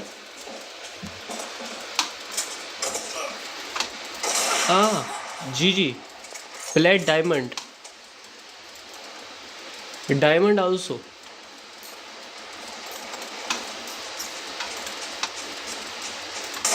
Thank you, जो भी नाम. Okay.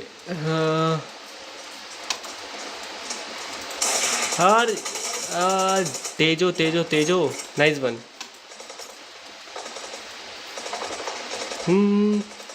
I am spawn in B side. Okay. Let's play with operator.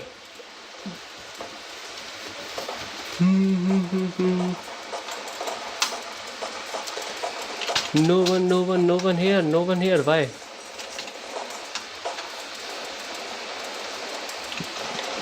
Come here fast, bro. Soba, GG. Okay, now I am camping in A side, and warm up time is over in just 14 seconds.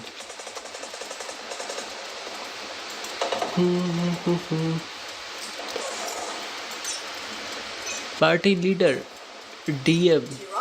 Stay safe. Ah. Fight. Let's go. Now I am spawn here in B side. Check who can come here first.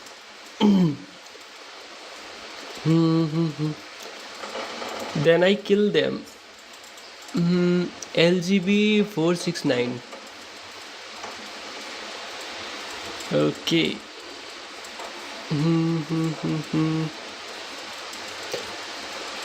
No one is here. Reina. Maybe Reina.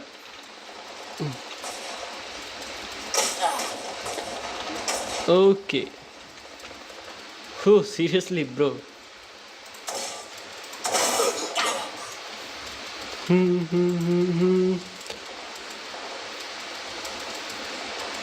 And Yoru is offline and Sage also, and I am playing in this size. Thank you.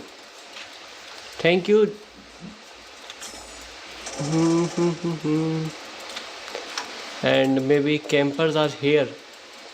Veto. Okay.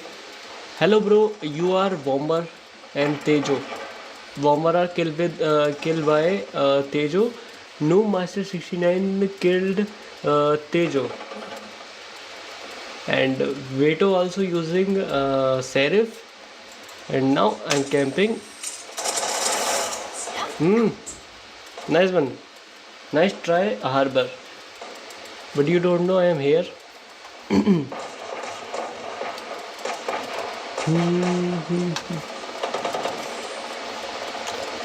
Okay, one more player is here.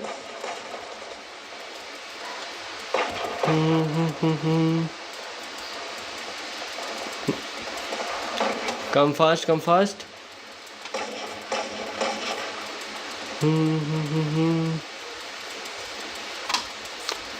No one? Why? Tejo. Shift walk. Shift walk, guys, shift walk.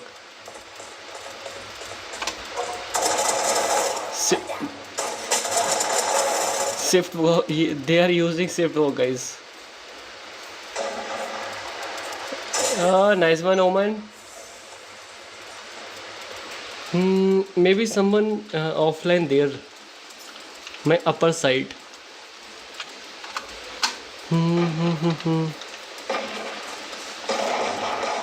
Okay. Thank you, Arena, for giving me first kill. And now I have 8 kills.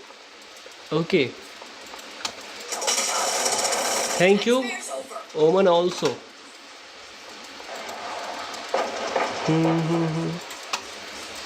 Oman, you predict me.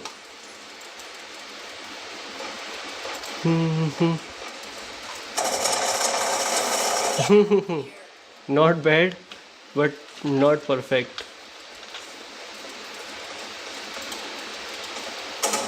Harbor, too good.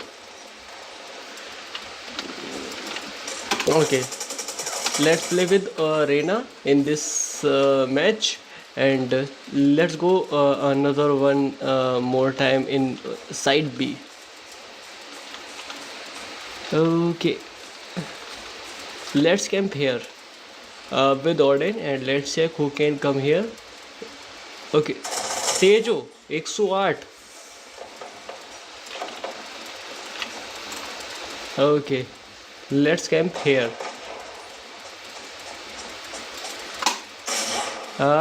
Veto are too big camper.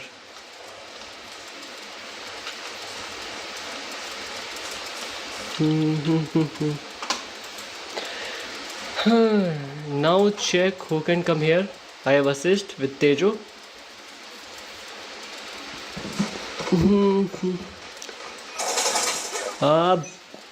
Why? Oman save are too good.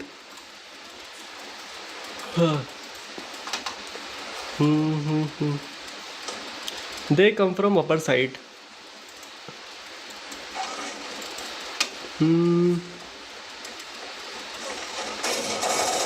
Thank you, Harbor. 2 new player.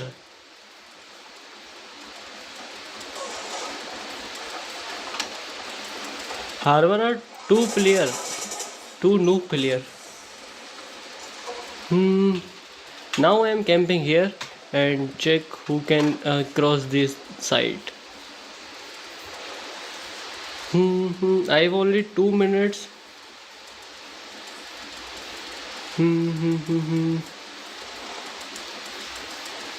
Come here, bro.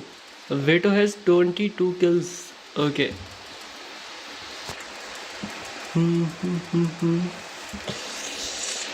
Let's see. I have ordered and play this site. Veto's aim are too good. Veto's and Oman also. And I am Harbor. No, I am Rage. Okay. I have 90 kills. 9 kills.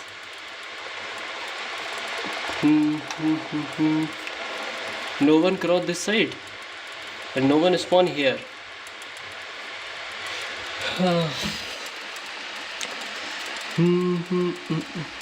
Some are too high.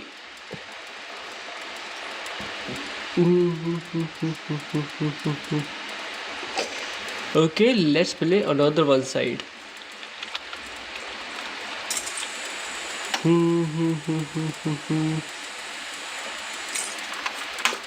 And check who can come here.